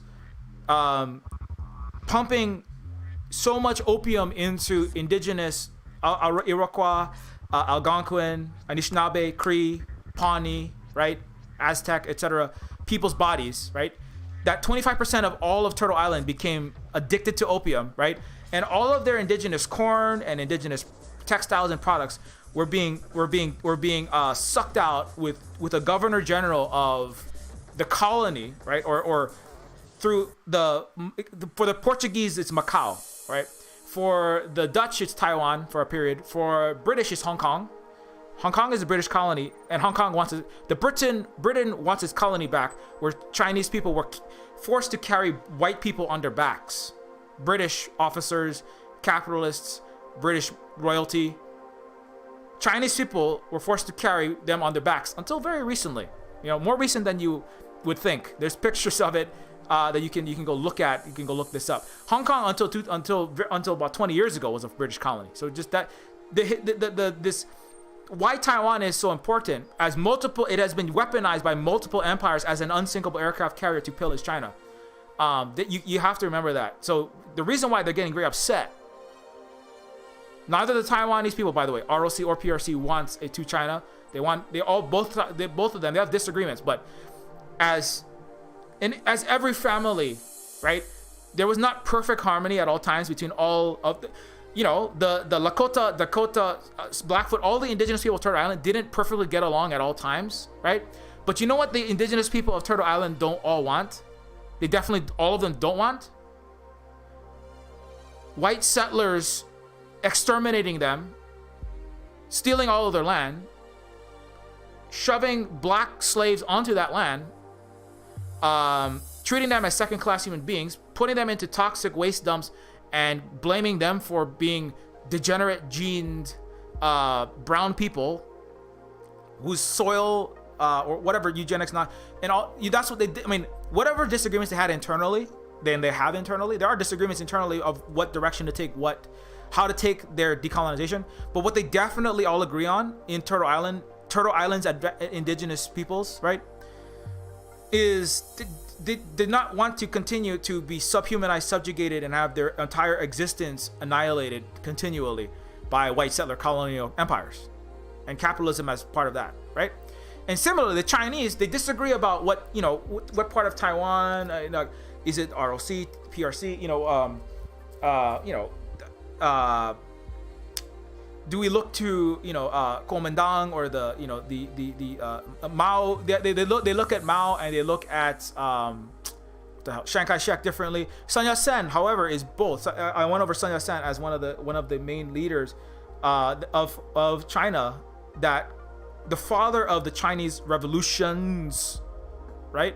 And Sun Yat-sen was very important, it remains important to the indigenous civilization subgroup of the Taiwanese and the indigenous, and Taiwan is a complicated island, but the peoples that are historically from, and it's complicated on Taiwan, but the other peoples that are from Taiwan, who's not from Taiwan?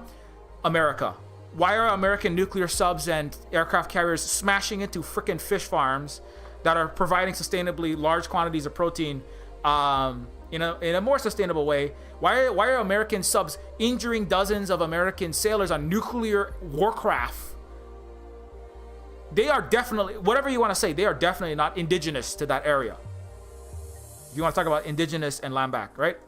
And so, wait, I'm trying to find my little thing. So, and importantly, what the different disputes that those peoples have, right, between Taiwan and mainland China, those are inter-indigenous disputes that the United States, Britain, and all of these definite colonizers have no place getting involved in, have no place, and definitely should not be starting potentially nuclear hot wars with superpowers in, which is what is going to happen potentially if they continue to saber rattle and cause potential accidents. Now, the U.S. can't win any of these, but it could accidentally start something that cannot be walked back, right?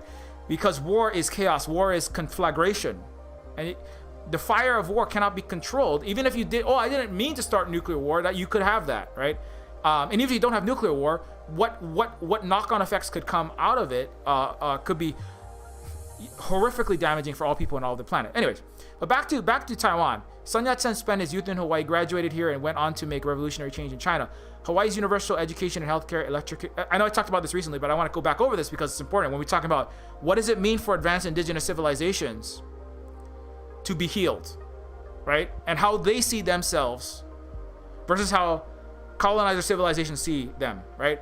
Hawaii's universal education and healthcare, electrification before the U.S., full citizenship for Black, Asians, etc., and the world's highest literacy rate were majorly inspirational. Of course, I bring up this often. Again, Hawaii, again, if you didn't know, was a technologically advanced indigenous civilization, right?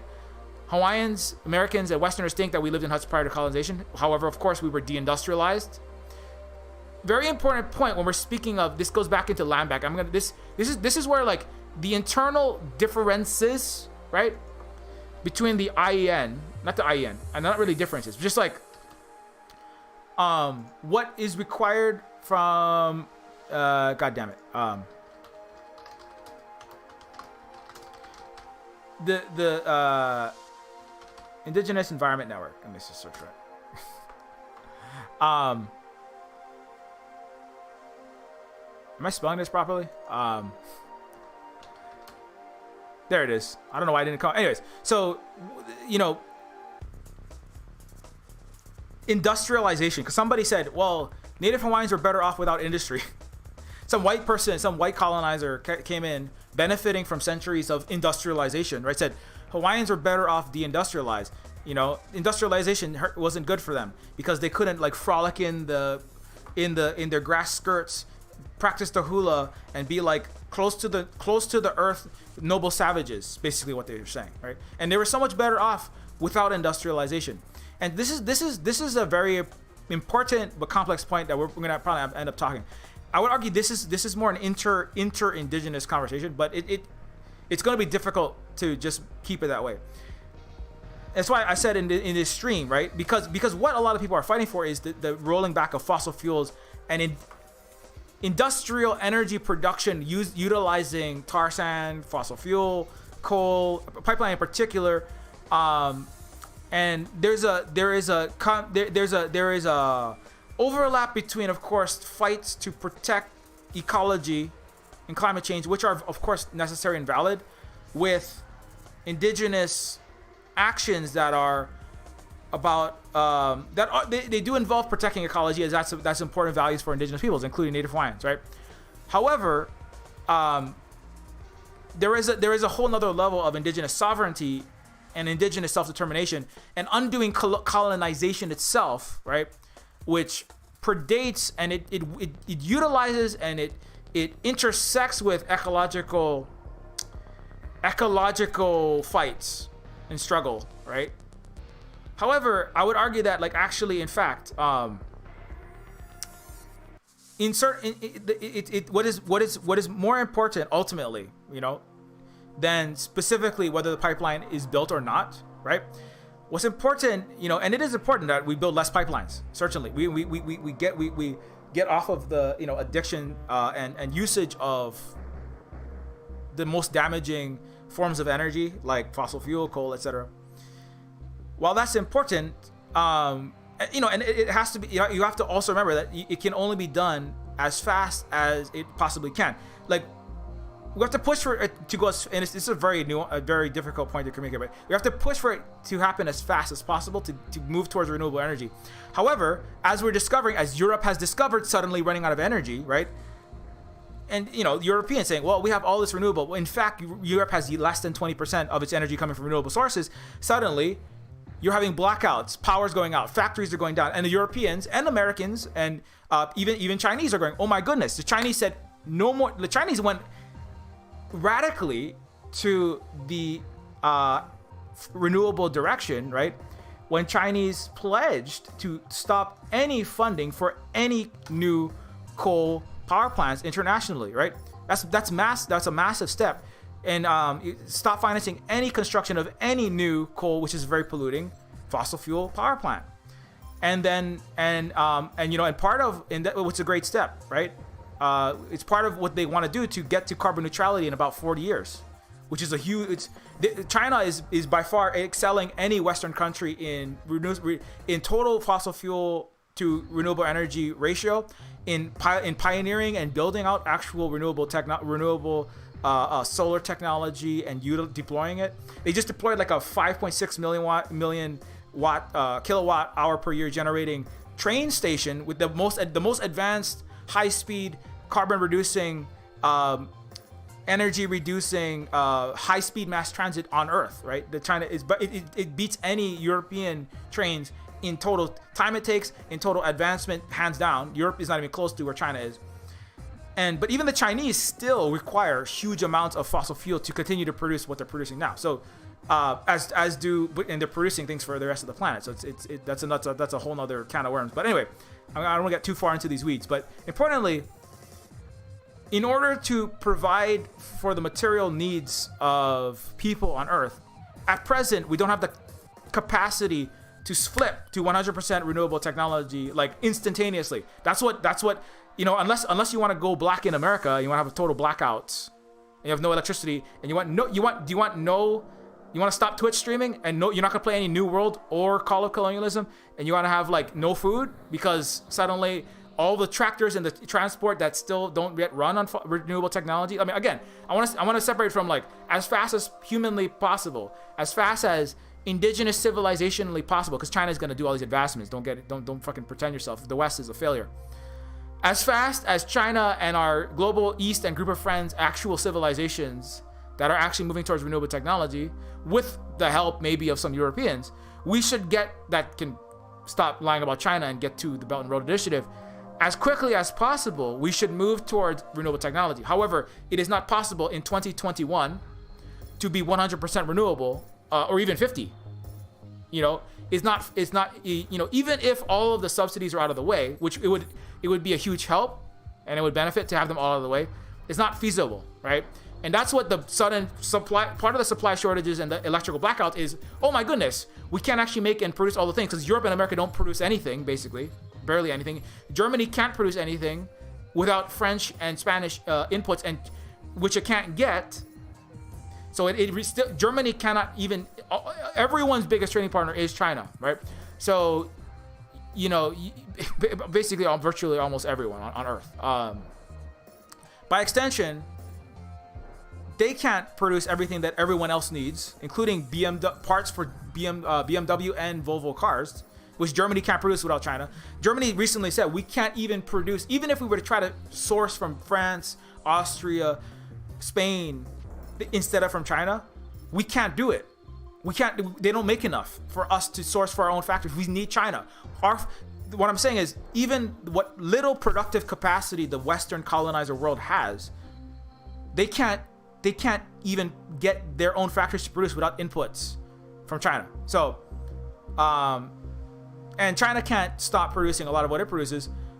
It is the furthest along renewable technology. It's like 13% renewable, which is further along than basically everywhere else, and moving faster than everywhere else. Renewable buses, 10 mile by 10 mile renewable solar farms. They've got, you know, but that's not enough. They need more, and they need more, and they need more, right? And so what's my point? So what I'm saying is that like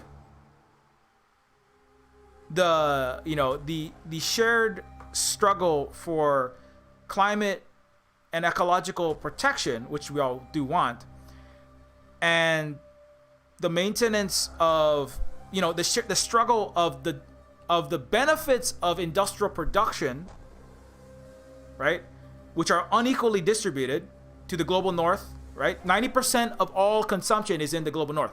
US, UK, white people disproportionately in those places, and in Europe, Australia, New Zealand, 90%, right?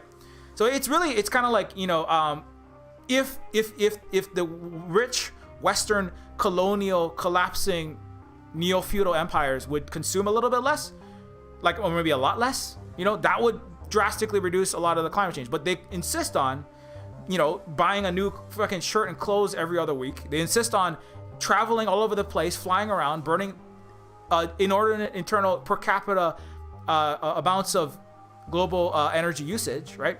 And that would go a long way, right? And you know Bolivia. I mean, just as an example, African countries are consuming dozens, if not 100 times less per capita energy, and that's because of lack of industrialization, right? But to me, and this is coming back to Hawaii, the indigenous people of Africa don't deserve, right?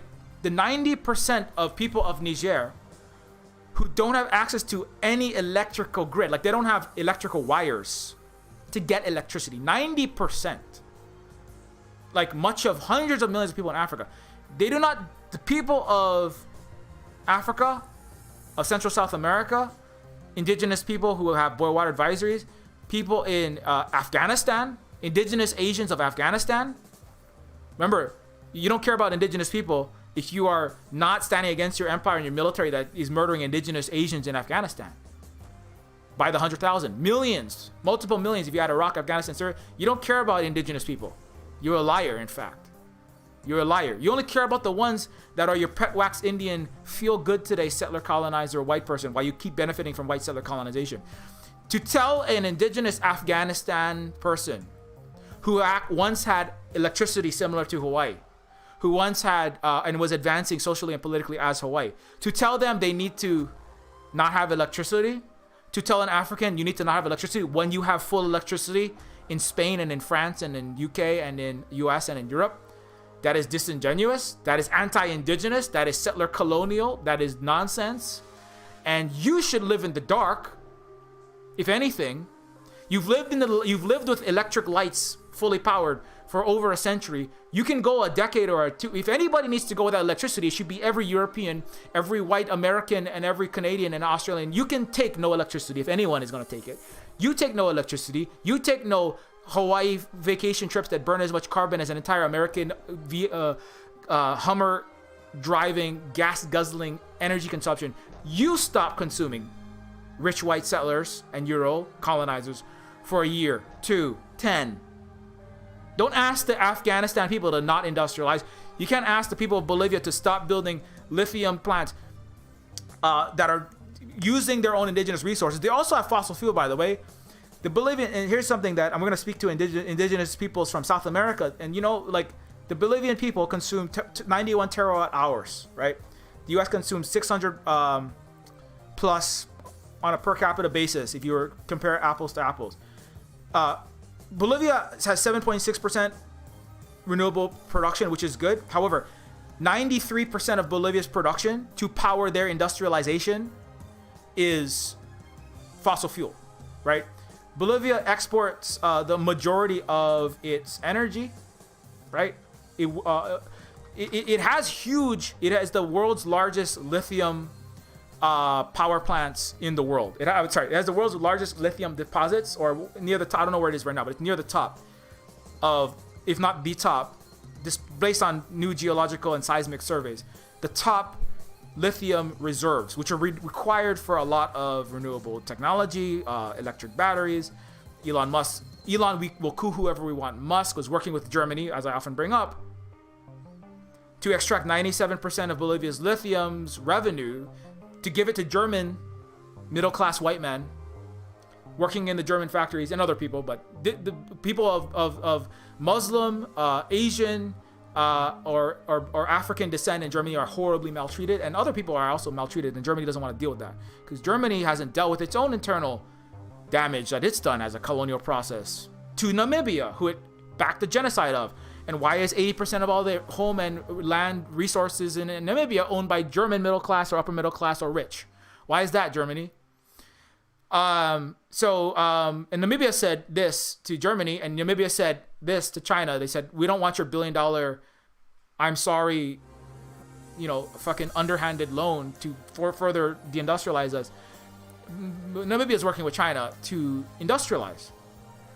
And so this is I know this is a point that it's kind of coming off, but this is going to come up again and again. And it's an important point that we have to kind of discuss. Some of this is internal to indigenous. This is like inside house cleaning, not inside house cleaning. But this is like Taiwan talking to mainland China, right? Some of this, but white capitalist and capitalist beneficiary settler colonizers are going to put all of our laundry on blast the way they're taking fucking Amanda Yee's 10-year-old Facebook post about getting a 6-month scholarship to learn Arabic and saying that she's somehow an imperialist fucking propaganda stormtrooper for the State Department.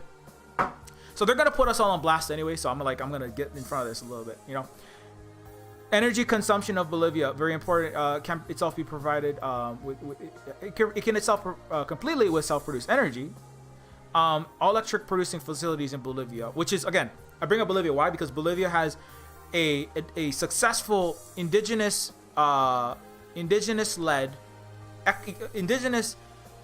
environmental resistance against Western capitalists, neoliberal fascists, all working together with the Áñez administration, etc., to destroy indigenous people, steal their land, and put with paramilitary collaborations between U.S., Canada, etc., Germany as well, to exterminate people like Evo Morales' relatives up in the rural areas, right, of Bolivia. And it's a unification of they had military resistance, they had ecological protests, Western corporate extraction protests against the big agriculture, Western corporate neo-colonial agriculture, attempting to steal their lithium resources, combined with industrial workers in the more city areas, many of them indigenous as well. It's working class, industrial and agricultural. Like the hammer and circle, what they represent: rural and industrial workers together, uniting. So, but under indigenous anti-imperial resistance, right? The Áñez administration famously held up a 3-foot by 2-foot tall Bible and said, "This is what Bolivia is about." And the satanic Indios, you're going to go back into the jungle. We'll push you back with our white, great, neoliberal-led, fucking World Bank trained politicians that are all puppets like Ghani, who fled from Afghanistan with $169 million in the briefcases, raining down on the tarmac in dead white war criminal. I'm sorry, Ben Franklin's in Afghanistan, right? That's who the Áñez and that's who all of the puppet administrations have been for a long time in all of Central South America, definitely in Bolivia, and exterminated, shot not rubber bullets and pepper balls, but full metal jacket rounds into indigenous bodies in the streets of Cochabamba and other places in Bolivia, and said, "Indians, go home, or we'll exterminate some more of you." So very American, very American settler style extermination. In 2019, by the way, that's when that happened. So, and U.S. and Elon Musk were supporting this. He literally said, "We'll coup whoever we want." And yeah, I got the U.S. with Germany and Canada to fucking exterminate some indigenous people with fascism, backed by Facebook and tech programmers at the surveillance industrial complex in Silicon Valley, right? Tech nerds programming the algorithms that propagated lies on Instagram and Facebook that Evo is a authoritarian narco trafficker, just like you watch on Netflix every night, right? Because every South Central American brown person is a narco trafficker. That's part of the propaganda that is unrecognized. Just like every Asian is a despotic, authoritarian, brainwashed tanky coming to steal secrets from the University of San Diego. And if they like the CCP, then they're brainwashed and blah, blah, blah, blah. Anyway, so anti-indigenous racism to the max. That's what all of the settler colonizer white world exists on. So, but importantly, in Bolivia, where they had this actual socialist revolution, when Bernie Sanders was a failure, just like the squad continues to be, just like all of the so-called progressives that don't exist in America are all failures and are recuperations of capitalism in the same way that FDR was a failure, because capitalism was not overthrown, it was preserved for cis white straight men to get a nice cut and women to be Stepford wives and black people to be the help in the 50s. That was a failure. Indigenous people were being shot by John Wayne en masse and continued to be pillaged in the 50s. The 50s were not a success for socialism. It was failure. It was a recuperation and destruction. It was a failure to undo capitalism in the 1920s because of continued settler colonial white solidarity between labor and capital, as it was in the late 1800s, when John Swinton, a labor organizer, declared the Chinese debased, debaucherous, backward, not fit to exist, along with Karl Marx, who said the Chinese are a hereditarily stupid, drunken people who deserve to be oppressed. Thank God they're being roused from their stupidity, because Karl Marx was a racist. And you got to deal with that. I'm not saying that you can't. The dialectical thinking is important, but the reason why the United States and Canada continue to fail, like Europe, to succeed at actual socialism, and the patriot left will fail again. And led by Tucker Carlson, joining up with Greenwald, Joe Rogan, Jimmy Dore, and Brett Weinstein, you will fail yet again, as you did in the 1870s, 1890s, in the 1920s and 30s, as you failed in the 1980s, as you failed in the 2000s with the breaking of the unions. there will never be anything close to anything like even nuanced socialism in the United States or anywhere in the West until you can get over your anti-indigeneity.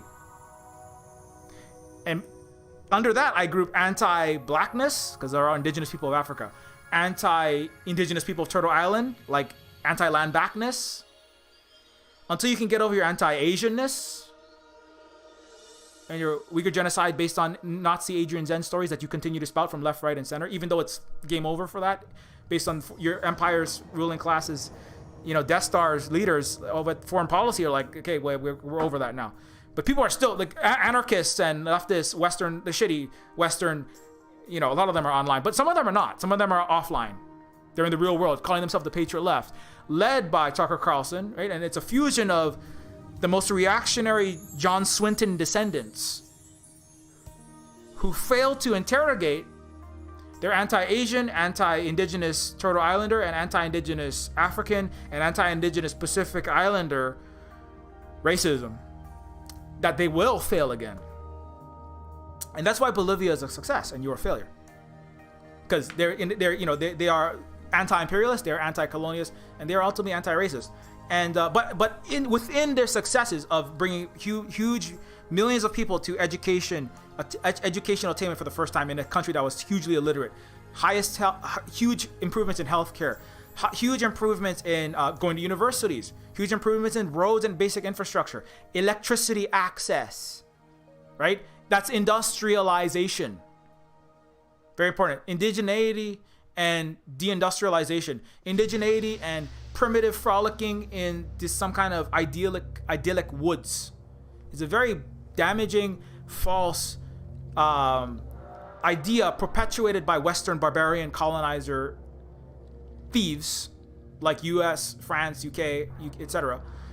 to maintain forced de-development. And the concept of indigeneity as dancing in your mud hut and not having electricity, unlike actual advanced indigenous civilizations, right, such as China and Urumqi as one of the pinnacles of it, as the place with the best, most advanced COVID, speaking of technology, right, depicting indigeneity as, doing non-electric moccasin powwow. Because I have a friend, Megan Byrne, who said, I want to have electrical moccasins at one point. And other white people in Canada told Megan, you can't have electrical moccasins. You can't have, computer chips in your headdress or anything like that, because then you're not indigenous Cree or Anishinaabe anymore. Then you're just a white person, because whiteness is having access to electricity. Because whiteness is having access to healthcare. Whiteness is having access to non-boil water advisories, apparently. Whiteness is having your material. So you can be a slave, you can be a coolie and be indigenous. You can be my pet indigenous slave, or you can be my savage for me to kill in safari, in Africa or in the streets of Charleston or George Floyd. You can be my savage to kill. That's the right-wing white. Or you can be my noble savage to pet and feel sorry and go to a ritual and hug in a white fragility conference in a corporate or university land acknowledgement. You can be my pet indigenous, de-developed little monkey, or you're white. That's the two options for you. That's why China is very important, because China is saying, no, that's false. We were and we are more advanced than any of you. No, they're not saying that we're on. They don't have to. China doesn't have to use the word indigenous, because China is not a settler colonial barbaric shitscape. They decolonized themselves, just like Vietnam. They don't have to they don't have to deal with there are different ethnic. There's the Hmong people. There's like the majority populations in Vietnam, but they don't always get along perfectly. Very important. You're not gonna see them all fighting in the West. Not fighting, but you're not gonna see them disagreeing, right? But they don't really feel like they want to put that on blast, because you're only going to use it against them, right? They don't want to put that out there, because America is just going, oh, look at the Vietnamese. They're committing genocide against the Hmong. Just like they say about the Uyghurs. Whenever they can weaponize someone else's successes and fictionalize them into failures and project onto Asia the same way they project into space, right? And it's the same way they project into space that aliens will come and just exterminate and kill everyone's in the world of the worlds. They project into China and say they're going to exterminate and kill us like they're exterminating their Uyghurs. which they're not doing, by the way. So there are disagreements within these places, but what there aren't are what they don't have. I mean, they're not gonna say they get along perfectly, but what they do have is actual what affirmative action was supposed to do, which was lift minorities out of poverty. Black people are poor. Black families are 10 times poorer than white families on average in the United States, and black people are poorer on average than they were before civil rights movement. So affirmative action was disaffirmative. It's like, oh, were we affirming you and your existence? Oh, well, now we're like denying your existence, and you should go die along with all of George Floyd's relatives. Because black lives, they still don't matter. Neither do indigenous lives, obviously, right? Even a lot of white lives don't matter, in a sense that, not that I think that white lives matter is a good slogan, but even the richest are consuming everyone, and they're like the fastest decline in life expectancy was in fact of cis white men. It actually, in the same way that the 1870s and 90s labor organizers, including Emma Goldman, including Marx, who was a friend of John Swinton, by the way, he actually interviewed him. I want to show you this really fun thing. This is an interview by John Swinton, the labor organizer who wrote the Chinese Question, by the way. He was a friend of Karl Marx, in fact, and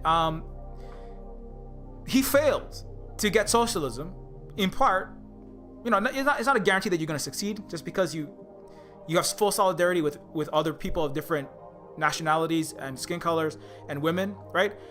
However, this person and the labor organizers of the 18th, part of their failure was a failure to recognize the humanity of Chinese people, black people, indigenous people. Right, and this is actually an interview that he did with Karl Marx, and this is another thing that he wrote. This person, I'm going to show you just a little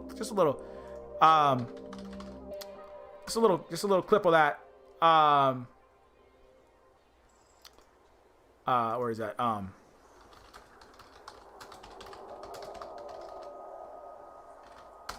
Okay, so this is something that he wrote, just in case you want to know who John Swinton was.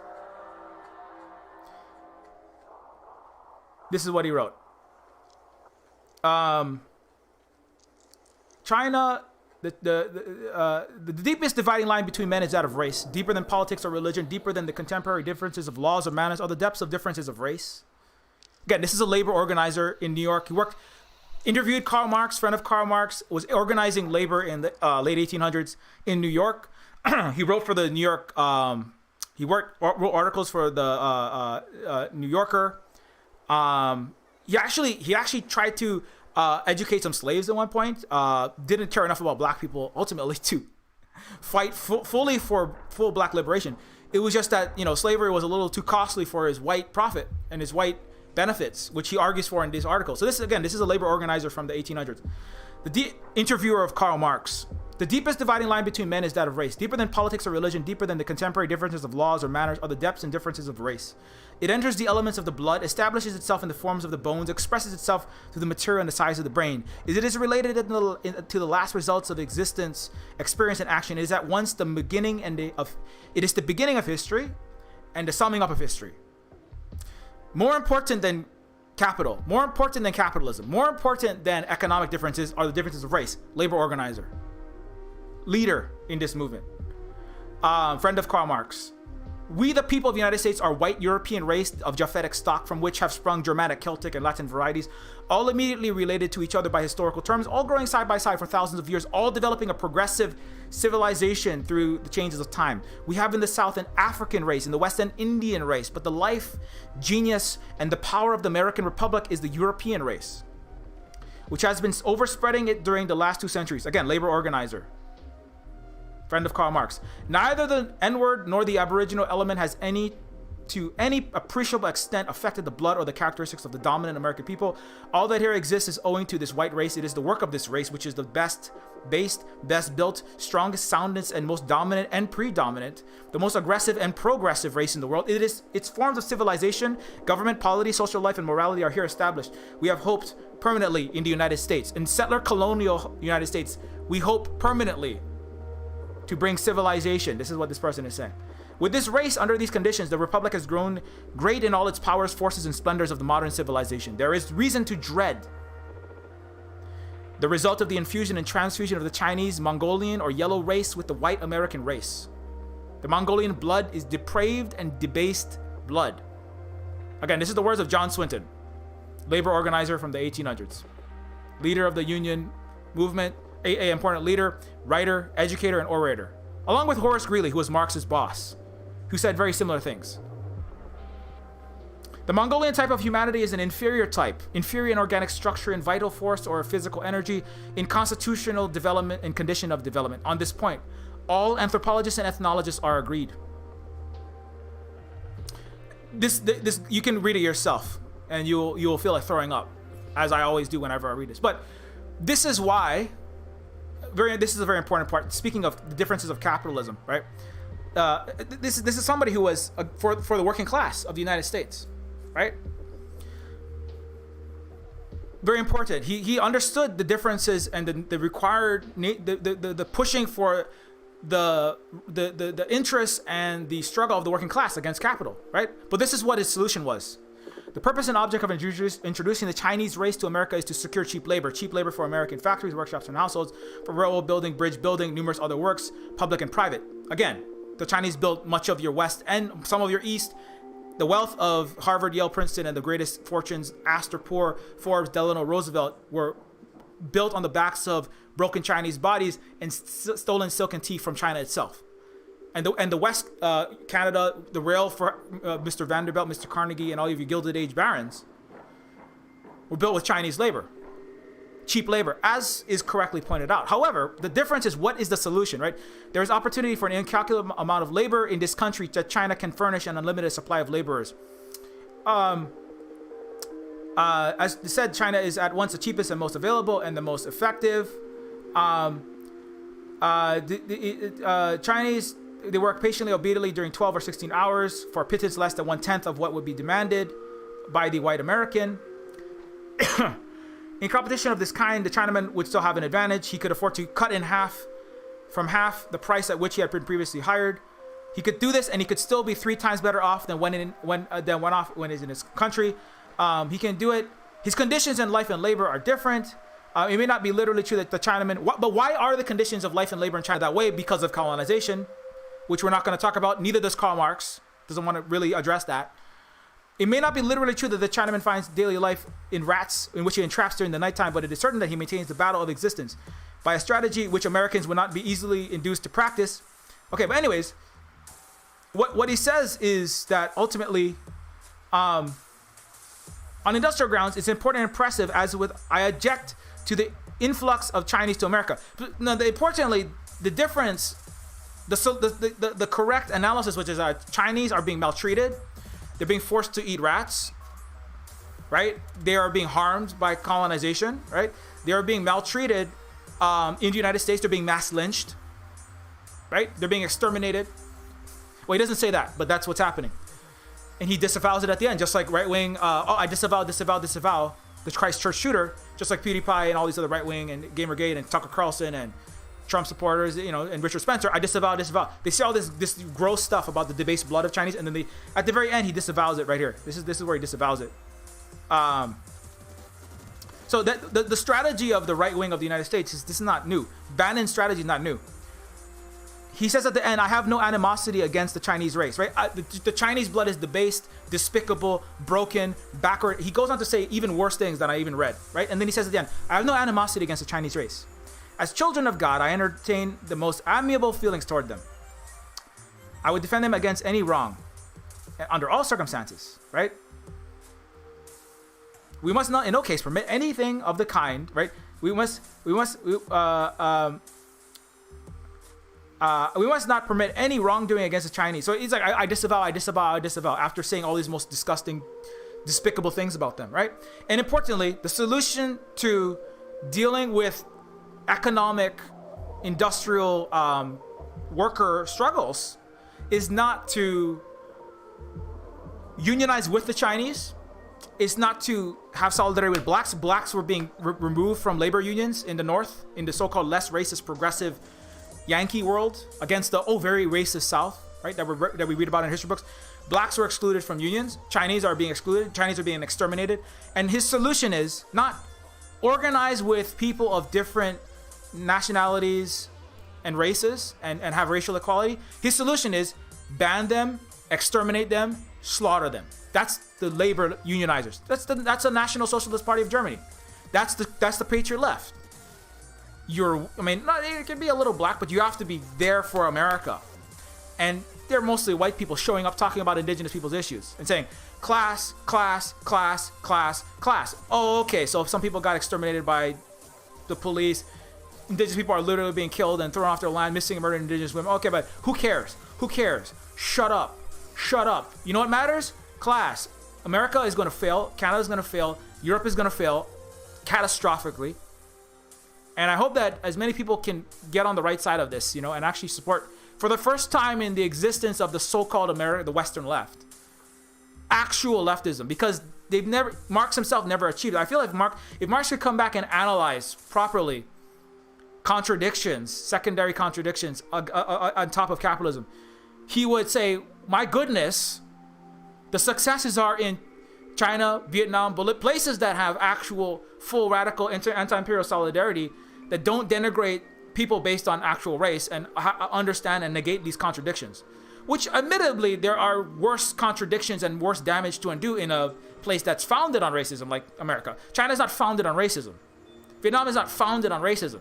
Vietnam and China are founded on thousands of years of culture that has never had no inter-ethnic problems, but they're not founded on racism, so they have less total damage. Speaking of going back to the main topic, right?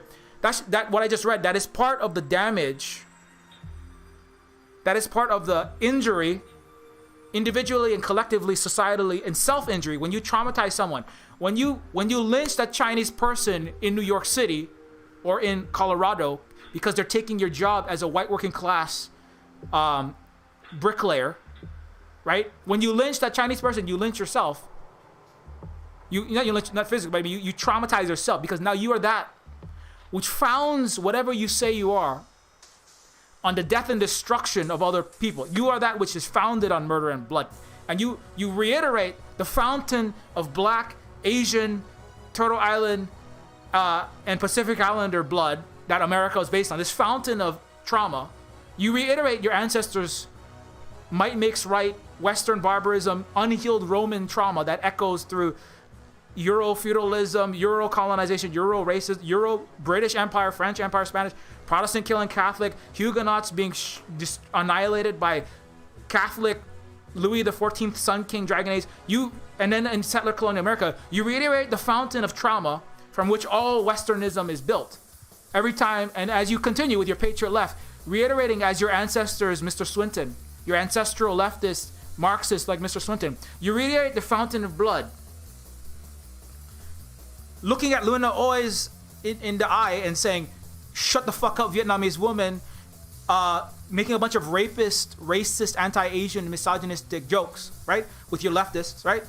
And you just reiterating the fountain of dead Vietnamese shot down in the villages, in their rice paddies by your ancestors, by your daddy, right? That went and killed them and then didn't talk about the Vietnam War and built mountains of fortunes disproportionately for the upper white class and for the middle class white man in America. You reiterate the fountain of dead, full metal jacket shot Vietnamese indigenous people. You reiterate the fountain of blood every time you fail to address your internal contradictions and the successful and acknowledge the successful decolonization of the Vietnamese and the Chinese, and you just say, well, let there be more blood. We're just gonna rip your face off and verbally scream at you on Twitter. I'm gonna deny land back, and I'm gonna duplicitously and for my own personal Patreon benefit and clout, because I'm a failure in a Western capitalist Michigan. Right? I'm gonna get on the internet and pretend to be a leftist to make money for myself, destroying actual movements that could liberate even white middle class entertainers who pretending to be leftists on YouTube and Twitter. With a successful, for the first time, actual revolution, which will require extreme levels of healing. I mean, I know it's a lot of healing to do because you did a lot of damage. But the longer that the West and America and Canada fail to do the incredibly painful internal work that I have to continue to do as a half stormtrooper who went to a $20,000 a year private school Emperor Palpatine training facility, told that I was basically I could be white, Oprah style, Kamala Obama style, and go become a Wall Street high frequency trading Goldman Sachs algorithm programmer, or maybe a senator, or a president like Obama one day. I went to school right across from him. So that's internal work that I have to do. I thought of myself as basically a white American, like my father before me, who is more Hawaiian and Asian and Pacific Islander than he is white. But he thinks of himself as a white person. So the whiteness in me will always be in me, and those are deep internal fountains of blood and murder and scars that I inherit from one of my ancestors, who was a Japanese imperialist fascist stormtrooper who slaughtered Chinese for his emperor, who killed Okinawans. Possibly, I don't even know everything that he did, but he did horrible things, and he marched through the streets of Honolulu, Hawaii, with a wakizashi, gambled and abused his wife, and threatened to kill anyone who got into a fight with, or debated with whether he won the gamble. He said he won a lot of money gambling, not enough because he died penniless in the ghetto of Kalihi-Palama. But he continued to traumatize everyone in Honolulu, Hawaii, because of the trauma that he had failed to deal with as a Japanese imperial violence-based. And that's one side. The other side, I had a white cowboy who beat and cried. He slept with a gun under his pillow, probably killed indigenous people in Turtle Island, fled because he got into fights with other white settlers in Texas. He actually knew Billy the Kid. And he came to Hawaii and slept with a gun under the pillow, shot people on a regular basis, beat his wife, and was a drunk. And he also died poor and impoverished white settler in Honolulu, Hawaii, and lost all the housing. I actually had family that actually had some Hawaiian, we had some Hawaiian, not royalty, but we had Hawaiian people who had like access to like land and ranching. We're on the same island that Sun Yat-sen came from, just as another example, just going back to that. And my great-grandfather was a horrible person who never healed from any of that. And my father's father didn't heal from any of that, and he was also a drunk who supported the Communist Party. He actually was a typesetter for communism. Typesetter for communists in the Depression, in fact. But he in his time failed to deal with all of the racist damage. And my father inherited the whiteness from that grandfather. And then I inherited from him the aspiration in the 1980s and 90s in the cyberpunk dystopian shitscape that we now live, to get good at computers and then program the hedge funds that would be leveraging 100 to 1 fiat global Death Star currency weapons of mass financial destruction against North African countries like Libya, to jack the price of rice up, cause coups, and steal all of your mommy and your daddies and your house and your municipal funds as a subprime, no income, no jobs, no assets loan repackager in Wall Street. So I am the first one to attempt to break the cycle and the fountain of blood and trauma, which my parents and my parents before them and my parents' parents, there were some Hawaiian healed people in this time. And whatever was there was destroyed by America, and whatever in my own family's generation, much of what was in my family's generational trauma was handed down. And my duty as a native Hawaiian to fulfill my aloha kuleana pono is to undo all of that damage as rapidly and as quickly as possible. And part of that is being honest about all this stuff. As harder, the whiter your people around you are, the harder that damage is going to be to undo. And we fully have to acknowledge this as people that are harder to pass off as white in places like the U.S. and Canada, right? That doesn't make the healing. That doesn't make the painful healing. When you heal, it hurts. Like when you get a bad nasty wound, there's a lot of pain. It itches and it kind of hurts. And the plus is all this the healing. It's a getting hurt is a painful process, and healing is a painful process, right? When your bones heal, you ever broke your bone? It can actually hurt more. I actually broke a bone before, and it was excruciating pain. The worst pain of the healing of the bone was not the breaking of it. It actually felt like, I cracked a knuckle a little too hard. Right? It was bone in my hand. The worst part was the healing of the bone. I couldn't sleep that whole night. I was like waking up and kind of yelping in pain all night for a couple days. it will be incredibly painful for many people in the United States and Canada and Europe to heal from this trauma, right? To heal from this trauma. It is easier for the people, not easier. There is less total internal work. There's much external work to push back empires in places like China and Vietnam, but there's less total internal work to do. There is internal work, but there's less total internal work. They can get, because they haven't done as much damage to each other. And I argue that's part of why the most successful actual poverty, if you by any actual socialist metric, leftist metric, poverty alleviation, access to healthcare, housing, education, food, water, treating of ethnic minorities, total technological advancement, ecological rejuvenation, balancing ecology and nature with human advancement. Nobody comes close to China.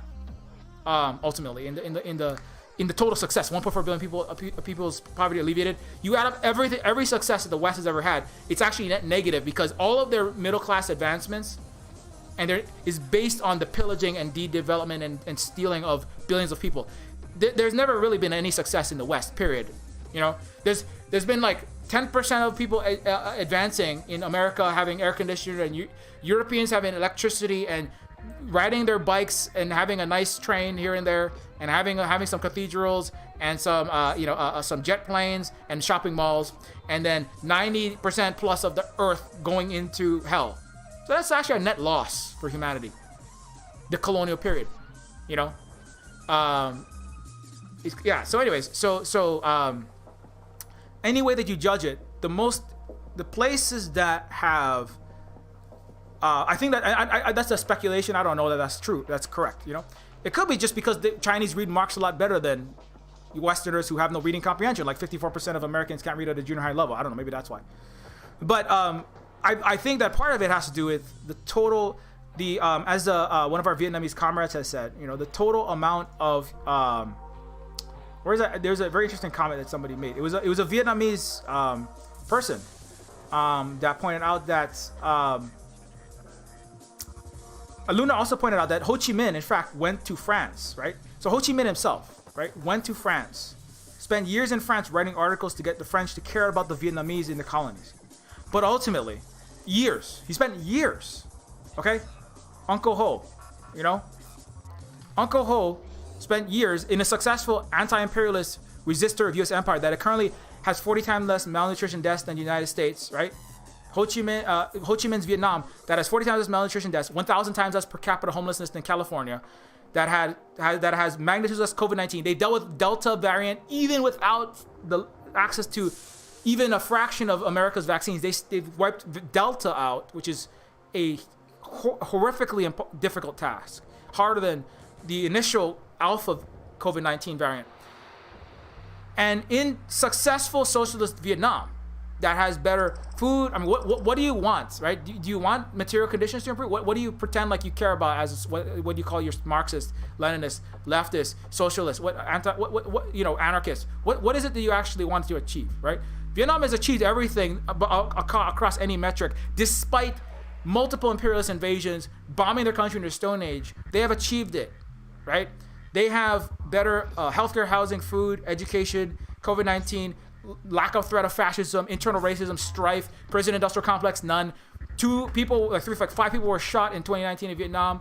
None of them were innocent people. None of this racial hatred. They actually have religious freedom, despite what your Western lying media says, because you don't have any successes in the West across any vector, and your failures.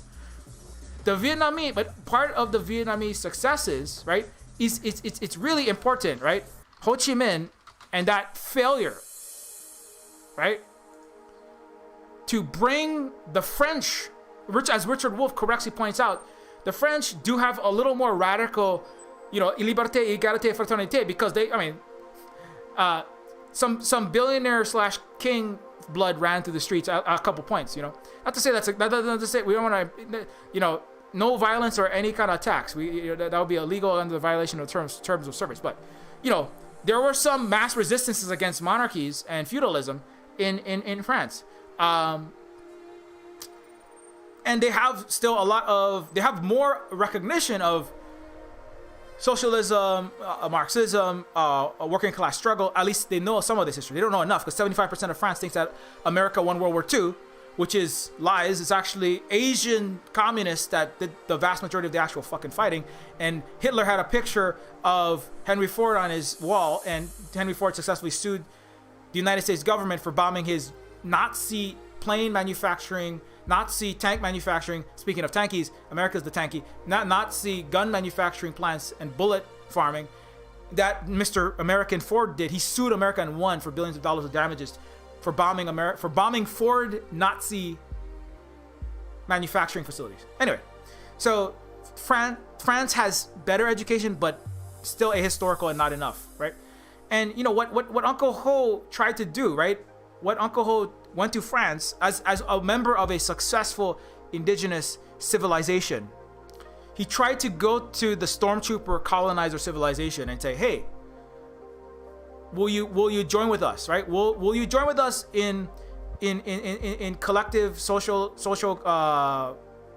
global socialism, liberation of the working class, liberation of all people, right? Will you join with us, French, right?" I'm trying to find something else other than this. I'm just going through Luno's channel. You should follow Luno. Most people are here already following Luno, but you know, Uncle Ho went there and he tried to lobby for that. And do you know what the French working class said? What the French working class said to Uncle Ho was, "We don't care to organize with you. We don't particularly care about you. We choose to ignore the Vietnamese." Why exactly? Well, a lot of it's, you know, what I already said. The Vietnamese don't count as humans. France, under Indochina, speaking of silk and tea and plundering, France, along with Britain and other places, but France in particular, has historically been, for a period of time, Indochina. Vietnam was a fan. The reason why they have banh mi, right? Ballet. Here's a little to make it a little wholesome. I went to school with a Vietnamese diaspora descendant, right, from the land of Ho Chi Minh. Ballet restaurant. You ever heard of this? If you're from Hawaii, you know what I'm talking about. I went to school with the descendants of the founder of this restaurant, right? And you know what Ballet has? You know what Ballet restaurant has? Ballet has as its symbol the Eiffel Tower, right? Ballet sandwich shop. Yeah, you see this Eiffel Tower there? What do they have? You know, Vietnamese food, BBQ short ribs, right? It's still open. That's good. Egg roll, you know, BBQ pork. They have, you know, but why does Ballet, a restaurant in Honolulu, Hawaii, made by diaspora Vietnamese people, have a French symbol of their country on their menus, right? Because France colonized and forced the Vietnamese to speak French, used it to plunder rubber and other products in the same way the British narco-trafficked opium, and at gunpoint stole tea and everything else, and pushed the whole country into heroin addiction, and to satisfy international trade imbalances, right? Which Marx talked about but didn't correctly fully deal with the weight of, because Marx wrote a lot about Marx on China. He talked about Vietnam and China at different points, but he still blamed the Chinese for their own suffering because of their debased blood. He actually went into that with Engels as well, which was too bad.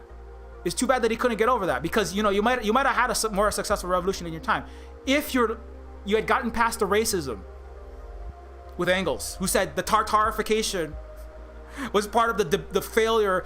He had very interesting things about the Slavs, and the fallen N-word, as Marx and Engels said, the fallen N-word we see today is because of the failure of the debasement of their blood. And mathematical axioms are transmitted through the DNA of Europeans. That's something that they said as well. It was very interesting things that these people said. That they and their descendants have failed to address, which is why they will never have I hope they address it someday, but they continue to fail to have socialism. And part of the reason why the Vietnamese and the descendant, they had that symbol is because of the French colonization, right? And so Ho Chi Minh went to France and he said, "Hey, let's organize." The French said, "You are subhumans, basically.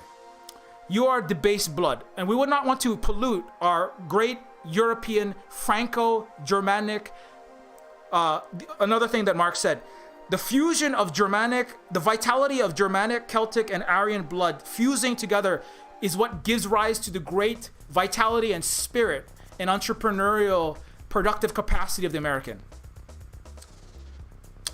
We, the French working class, do not want to infuse and debase ourselves by joining in solidarity with the Vietnamese people in international anti-imperial working class solidarity. That's what they told. That's basically what they told Ho Chi Minh. Go home, you filthy yellow monkey. That's basically what the French said. They didn't say exactly that, but that's what it implied. He tried for years. The French are suffering today under supply shortages. The French are suffering, not as mad as Americans, but the French have horrid COVID-19. The French are filled with anti-Muslim racism. Charlie Hebdo. The French are filled with contingent anti-Asian racism. French are failing. They're spending all their money trying to spend money on AUKUS submarines to go blow up China instead of spending it to liberate what the Yellow Jackets represent, which is an important thing to recognize. But, some of the Yellow Jackets are trying to say we need more actual anti-imperialist global solidarity, but there's a lot of French people that say, no, I want Marine Le Pen, and I want, at best, liberal bullshit mask on fascism. I want to keep colonizing Senegal as a French working class person. Or as a French capital owner.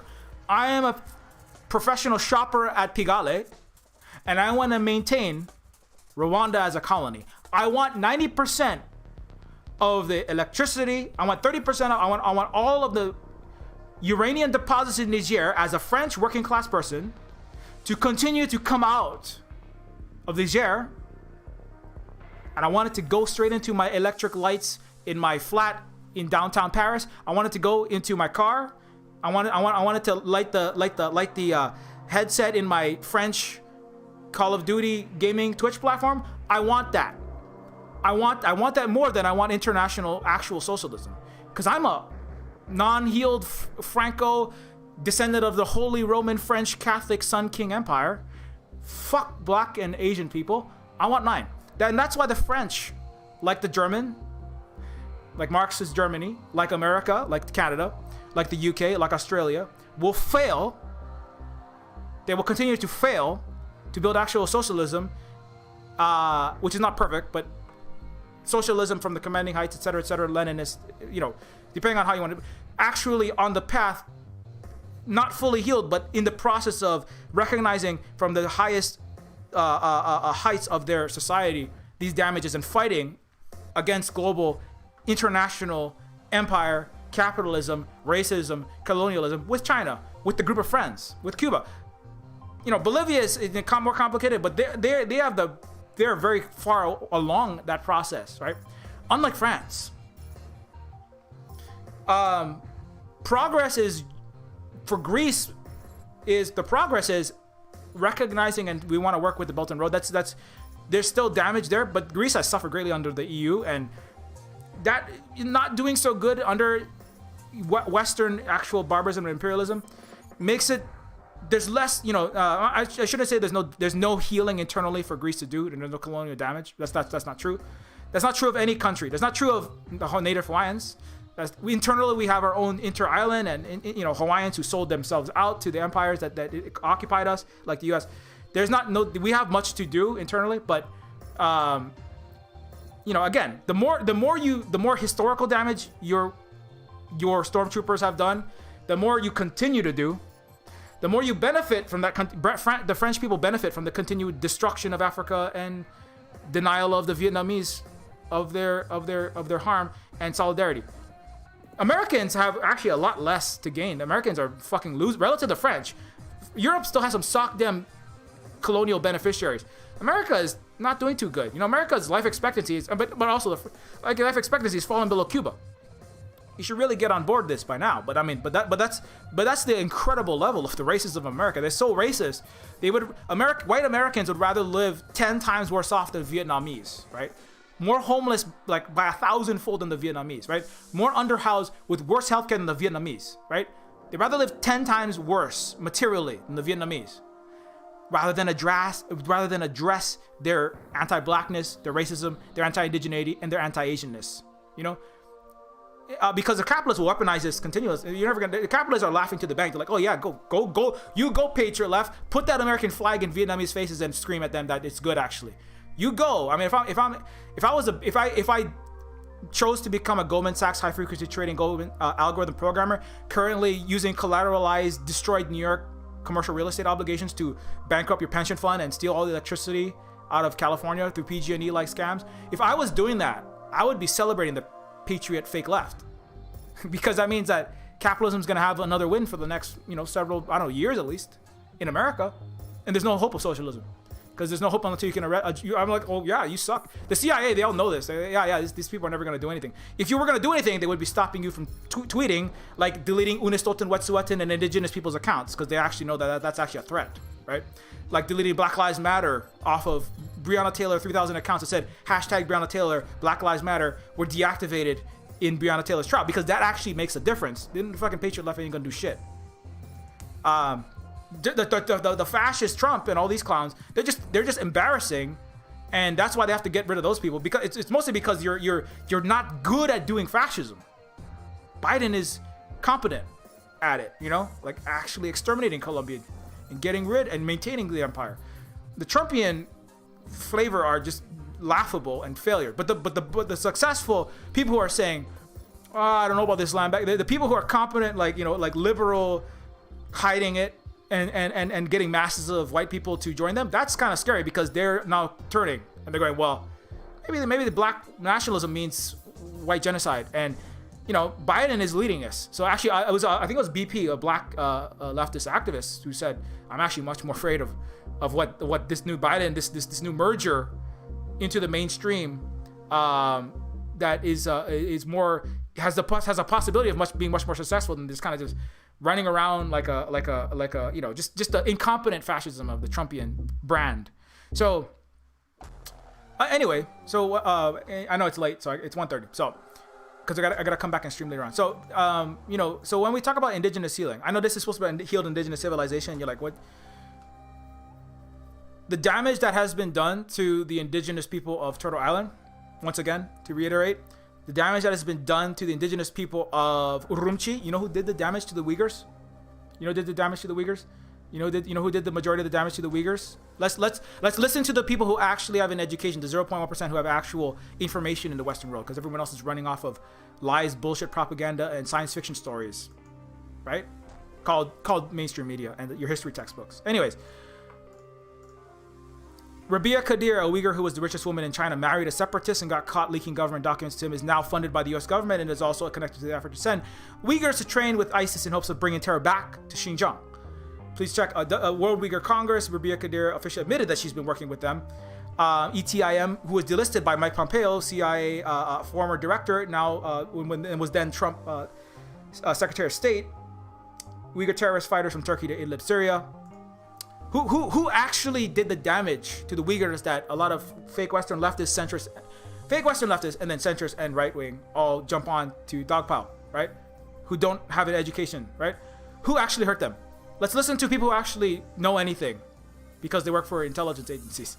Now, sometimes they're not that. And Burn After Reading is a very funny movie, but they actually have information, unlike the entire West that is, doesn't have any they don't have any history in their brain or current events. Between 1996 and 2002, we, the United States, planned, financed, helped execute every single terror-related scheme in Xinjiang. Civil Edmonds, FBI whistleblower. Through the 1990s, hundreds of Uyghurs were transported to Afghanistan by the CIA for training in guerrilla warfare by the Mujahideen.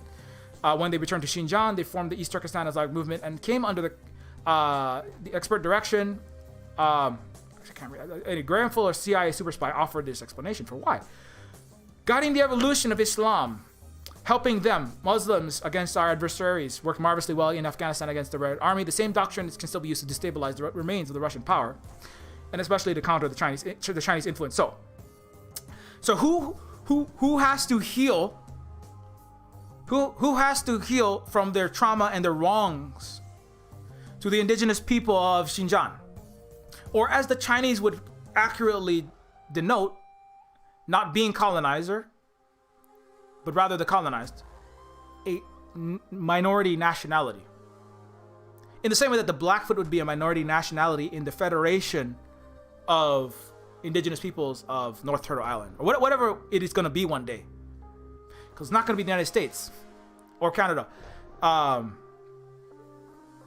mean, if you want to have you want to have a life on Earth in existence that isn't like a Mad Max shitscape.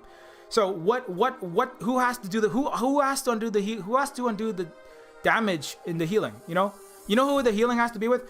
It has to be between Uyghurs and Westerners who lied about them. It has to be, you should go watch Xinjiang. You should go watch New Moves. You should listen to Danny Haifong. You should listen to Black Agenda Report. You should watch iTuna. You should like learn about and maybe listen to and talk. And you apologize to the Uyghurs who you lied about as a Western, particularly anarchist, but leftist generally, and Westerner centrist and right-wing definitely. You have much healing and apologies and to give to the people who you knowingly, or I know a lot of the anarchists and the Marxist-Leninists of the Western left who were led along by their ruling powers,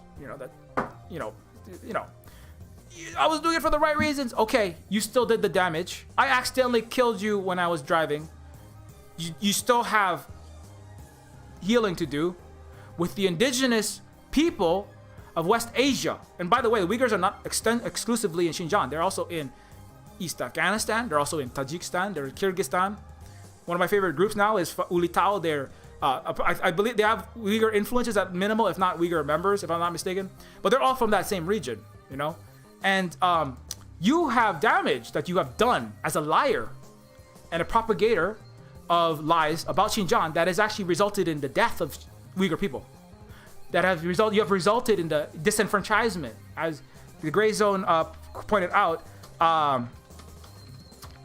You have resulted in the loss of revenue, jobs, and material working class livelihood. Speaking of the working class, you want to talk about class? Let's talk about the white so-called leftist, centrist, and rightist working class helping to shake Xinjiang down.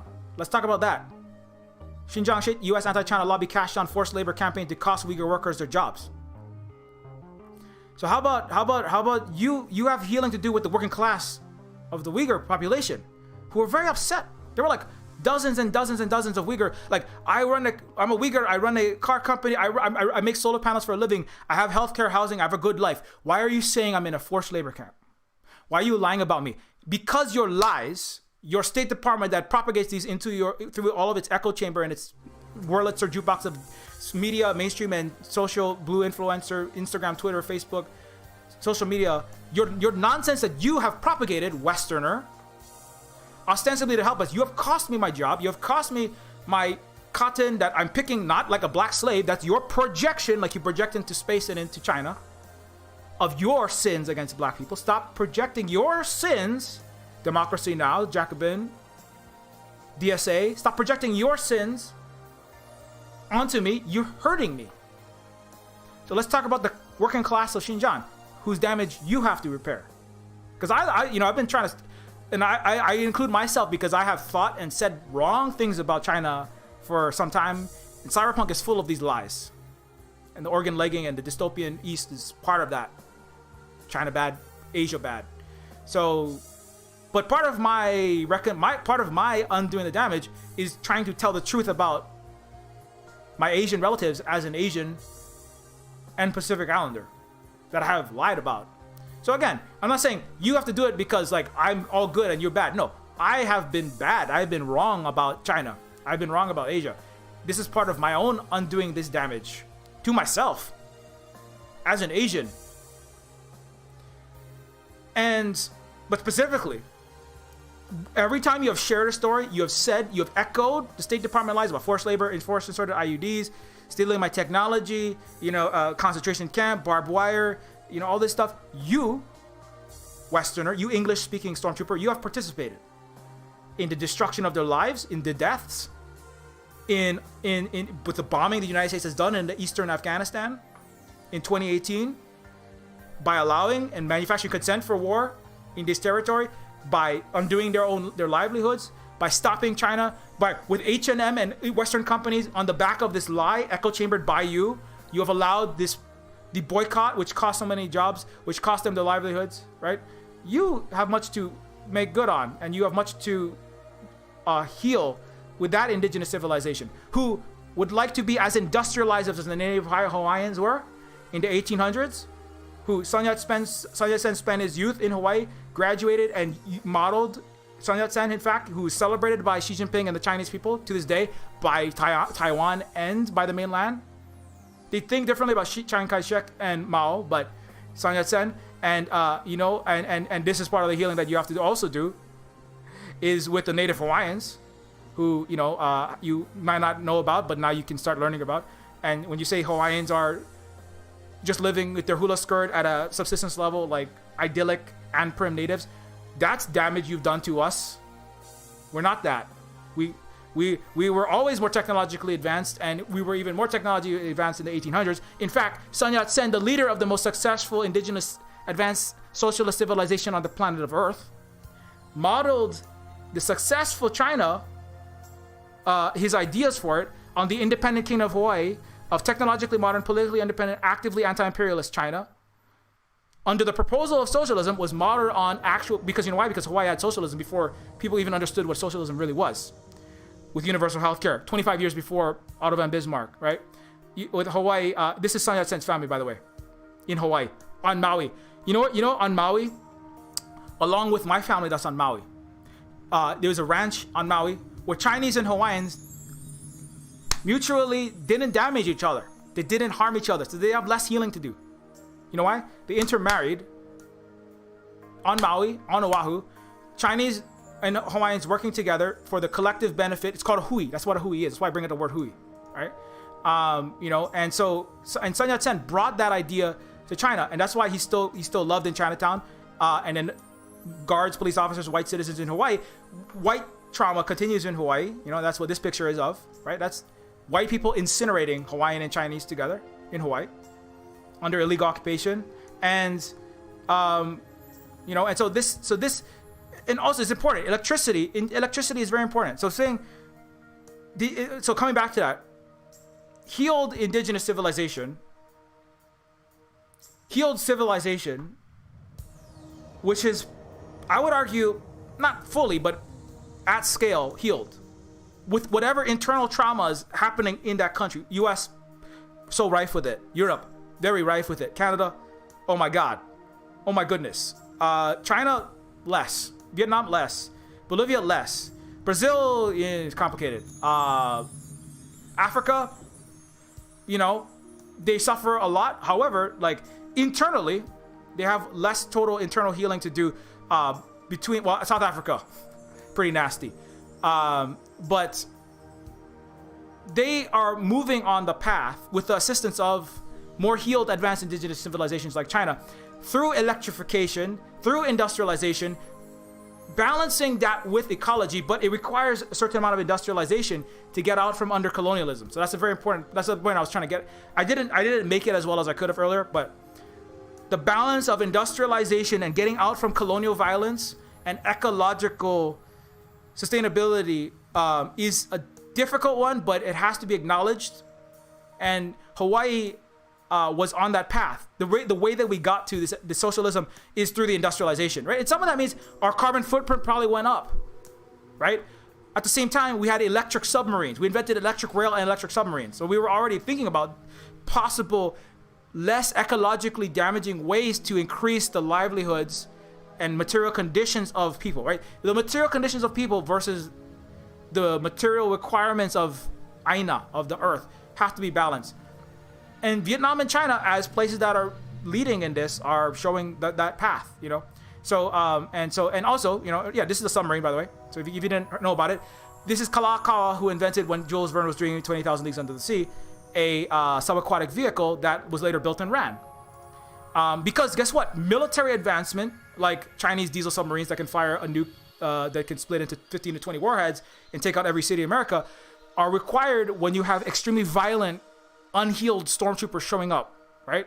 So that's another, we don't want to have to build submarines 50 years before America. But that's part of what Kalakaua was doing, because we have this advance. We have to.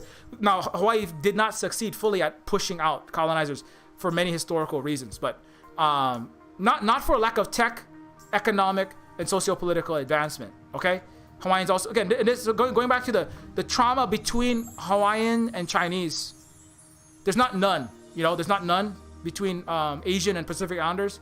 I'm not going to bring out all of that on screen here right now, but we had full citizens. We had full Chinese citizens in Hawaii, which included Sun Yat-sen's son Mei, who was Sun Yat-sen's older brother, who showed Sun Yat-sen what China could become if it pushed out America and capitalism, right? And he saw Hawaiians. Kalakaua personally awarded Sun Yat-sen, by the way, the revolutionary father, which Xi Jinping was lauding a week ago. Kalakaua personally awarded Sun Yat-sen like achievement awards in Oahu before he left and went back, and he came back. Sun Yat-sen had to fabricate a Hawaiian, I think, a citizenship because America illegal occupation of Hawaii and America's vicious attacks denied Chinese personhood. So Sun Yat-sen went back and got I think he had to get a Hawaiian birth certificate because Hawaiians treated Asians as full humans, because that's not the way that Native Hawaiians historically have seen race. We don't see yellow, black, brown as Marx, Engels, Swinton, Goldman, well, at least you support a lot of these people, and a lot of other people saw people, which is blood on a hierarchy of levels of civilization and savagery in debasement, from white, Anglo-Saxon, Celtic, Teutonic, all the way down Indian, Asiatic, Mongol, all these gross words, the N-word, racist. Hawaiians did not see that. And so that damage isn't there for us to, there's other damage to do, but we don't have to do that one, right? You do. Especially if you're in anywhere in the West. Anyway, so we should probably end. So anyway, so back, long story short, we have to examine and we have to address all of these vectors of oppression. Coming back to Neofeud, and coming back to Dr. Chris's social pie and the Social Justice Institute of British Columbia, to get to economic justice requires justice which requires the truth saying, right, and the examination and acknowledgement, and then material, in many cases equity reconciliation, not just I'm sorry, but actual material reparation. Sometimes it depends on the circumstances, but ho'oponopono is the word for making healing and for making right. But it requires to get to social justice and economic justice requires racial, intercolonial, gender, anti-LGBTQ and anti-queer violence and damage, healing of all of those other injustices collectively is required for whatever economic justice you want under your socialism, anarchism, etc. And to my mind, and to kind of, when I say the word indigenous, right, it's a complex word. Like I bring up, it's very problematic, like every stormtrooper language word. But ultimately, what it ultimately means to me, and I often bring this up, it means living in mutual respect with person to person, right? Kanaka Maoli to the Kanaka Maoli to the people of Yajo.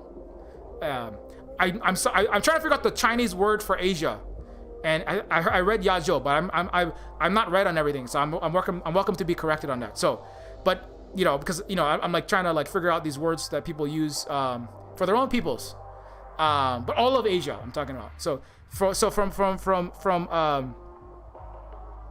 Hawaii, the people of Hawaii to the people of China, from the people of Hawaiians to each other, right? From island to island, violence, that there has not been perfect relationships, right? But indigeneity means living in more healed and at scale. The totality of this civilization is living in more peace, healing, mutual respect, and win-win cooperation, as we might say, right? As China would say, more win-win cooperation than win-lose barbarism, colonialism, patriarchy, racial inequality, slavery, all those things, right? More win-win cooperation. And when there is somebody who is trying to elevate themselves and are hurting and harming other people, right, making themselves greater and then pushing down, might makes right on other people, the society remedies that, rectifies that through restorative justice, preferably, not carceral, but heals that damage before it becomes endemic and totalizing to the system, which Europe, that is the unfortunate, for whatever historical reasons, history of Europe that sucks. It sucks. It's sad. It sucks. But that's, Japan has some of this as well to deal with. Everybody has some, but if it dominates the whole society, it can become, what we have now in much of the world: global violence, economic, race, class, etc. based violence, hegemony ultimately. So anyway. So indigenous means like just. To me, that's what it means. And so when you exist in that mutual respect and you let people speak the language they want to speak, practice the culture they want to practice, do their Uyghur dances in techno rave light clubs. You can have a Uyghur electric light raves. I was just watching them on New Moves channel. Go watch them. That's part of your homework. It's part of your healing, education on your indigenous relatives from Asia homework.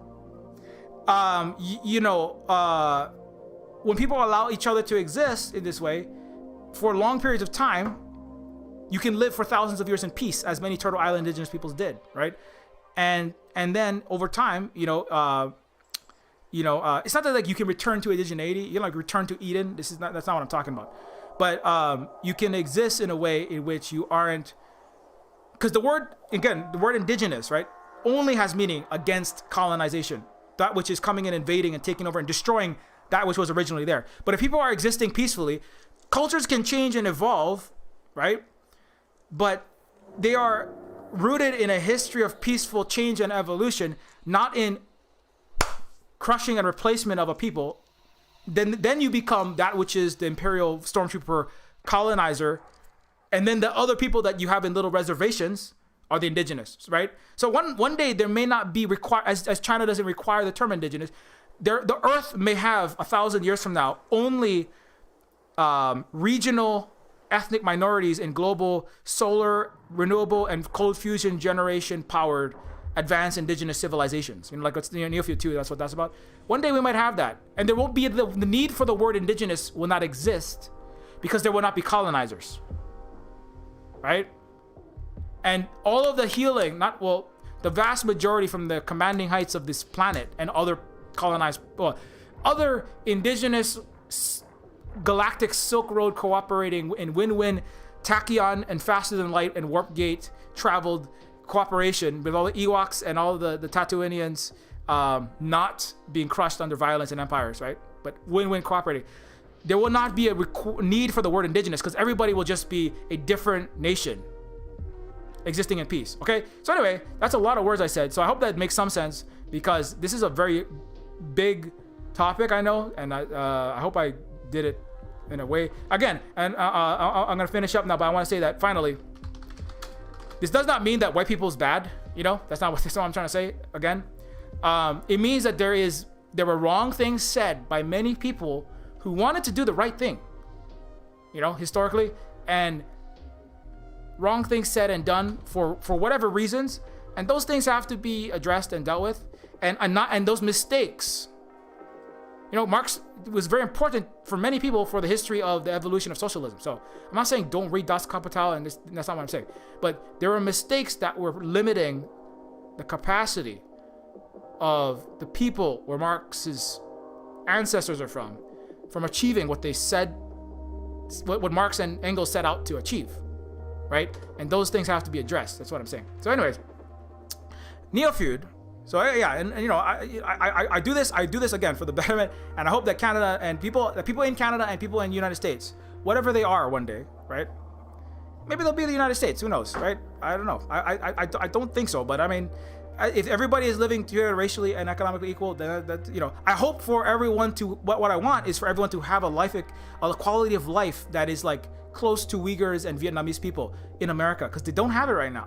This is ultimately going to benefit everybody of every skin color and every nationality in Turtle Island, in what's called the U.S. So that's what I ultimately want. I'm not saying this to get win. I don't want to win anything, that's not what this is about. So anyways, Neofeud is a dystopic cyberpunk adventure game in the vein of Blade Runner with an overlay of Game of Thrones like political intrigue and 1366 by 768 hand-painted stylized visuals. Neofeud is a game that you can find on Steam and on itch.io. It's a game that is It does support everything that we do here at the Silver Spook Cooperative. It deals with all of these things I've been talking about, about economic, political, racial, etc., ableist injustice, and etc. The main character is technically a disabled person. His body does not function properly and almost gets him killed, in fact. And so all of that is dealt with in this game and more. And it's also a cyberpunk. I didn't talk a lot about fun cyberpunk and science fiction stuff this morning, but we'll do more of that later on, maybe. But Neofeud is a game that it deals with all these topics that I've been discussing, and also it's Disco Elysium with cyberpunk characteristics. It's like Taika Waititi and Douglas Adams' Hitchhiker's Guide style comedy, but riffing on cyberpunk and satirizing all cyberpunk science fiction and The Matrix and Ghost in the Shell. And also it's like Marx's Das Kapital in a multi-dimensional interactive video game. That was somebody's review. Anyways, so that one made me, again, I'll say that there's important stuff, and I have references. There are people reading Das Kapital in Neofeud and in Terminus Cyberstar. It opens with a Marx quote. So I'm not saying there's very important contributions to the world from this person. Anyways, Neofeud is also available on Linux and Mac on itch.io. Neofeud is also available without DRM on this site if you want to pick it up. Also, you can get Neofeud, you don't have Steam or you don't want to use that for whatever reason, on itch.io. Neofeud is also available on Patreon.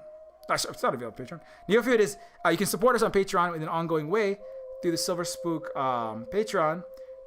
You get access to the Silver Spook Discord, Neofeud 2 updates that I'm currently working on, and all kind of other fun things that you might not have access to in other places, like in if you hang out in some streams, I might eventually show Neofeud 2 sneak peeks, but you have to give some skin in the game or pay a little bit with some of your time. But if you just want the Neofeud 2 updates, I post them on a monthly basis to the Neofeud Patreon, and also you can help us out to feed, house, and clothe, and do land back and decolonization of Hawaii, because we have no bosses and no landlords here at the Silver Spook Cooperative, and fully, I'm going to be dunking on capitalism and imperialism all day long, and that's what we do here. So if you want to support that, do support that, and you want to follow us at Mastodon, at Silver Spook Games, at Octodon.social. Mastodon is a decentralized, non-capitalist controlled, federated social media platform, similar to Twitter, but without the billionaires and the military-industrial complex, the Pentagon,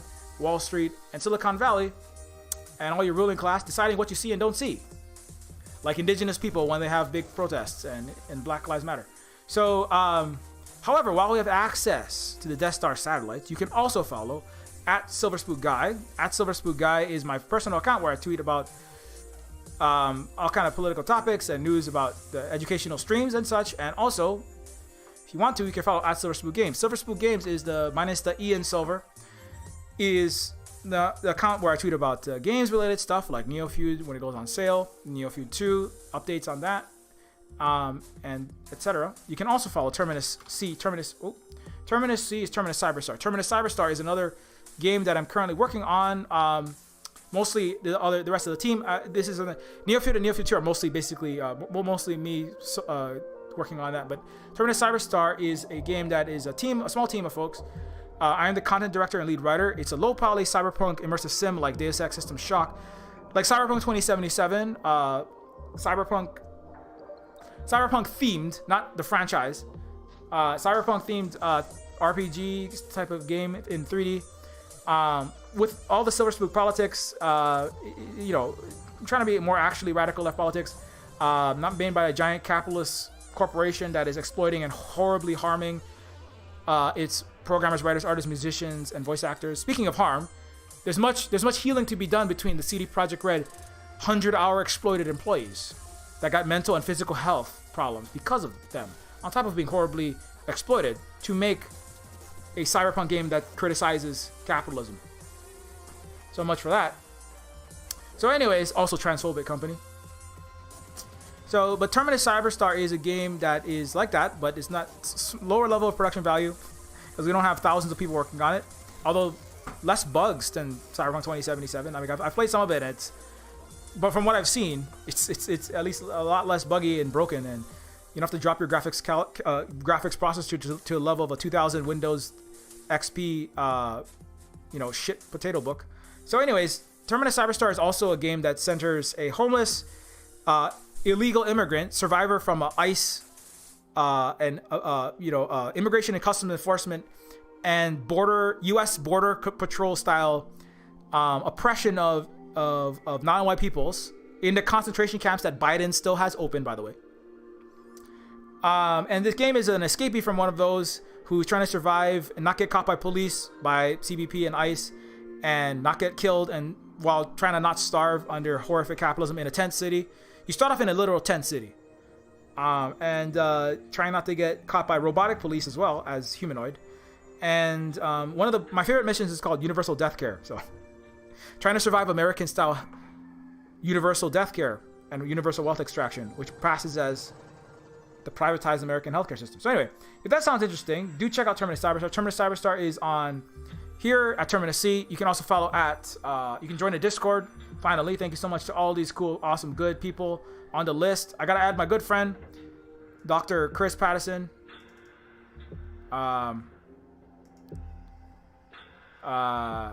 Shit. Okay, hold on one second. Where's my Patreon? Yeah, thanks everybody on the list. Look at that good list of people. I'm not gonna read it all because my voice, I gotta save a little voice for later on. So I'm gonna just save a little voice. Thanks to all of these really good peoples, and also thanks to oh shit, oops. Let's talk about yeah. Doctor, anyway. So I brought up the Dr. Patterson several times. You already know who that is, right? But anyway, thanks a lot to Chris, another fellow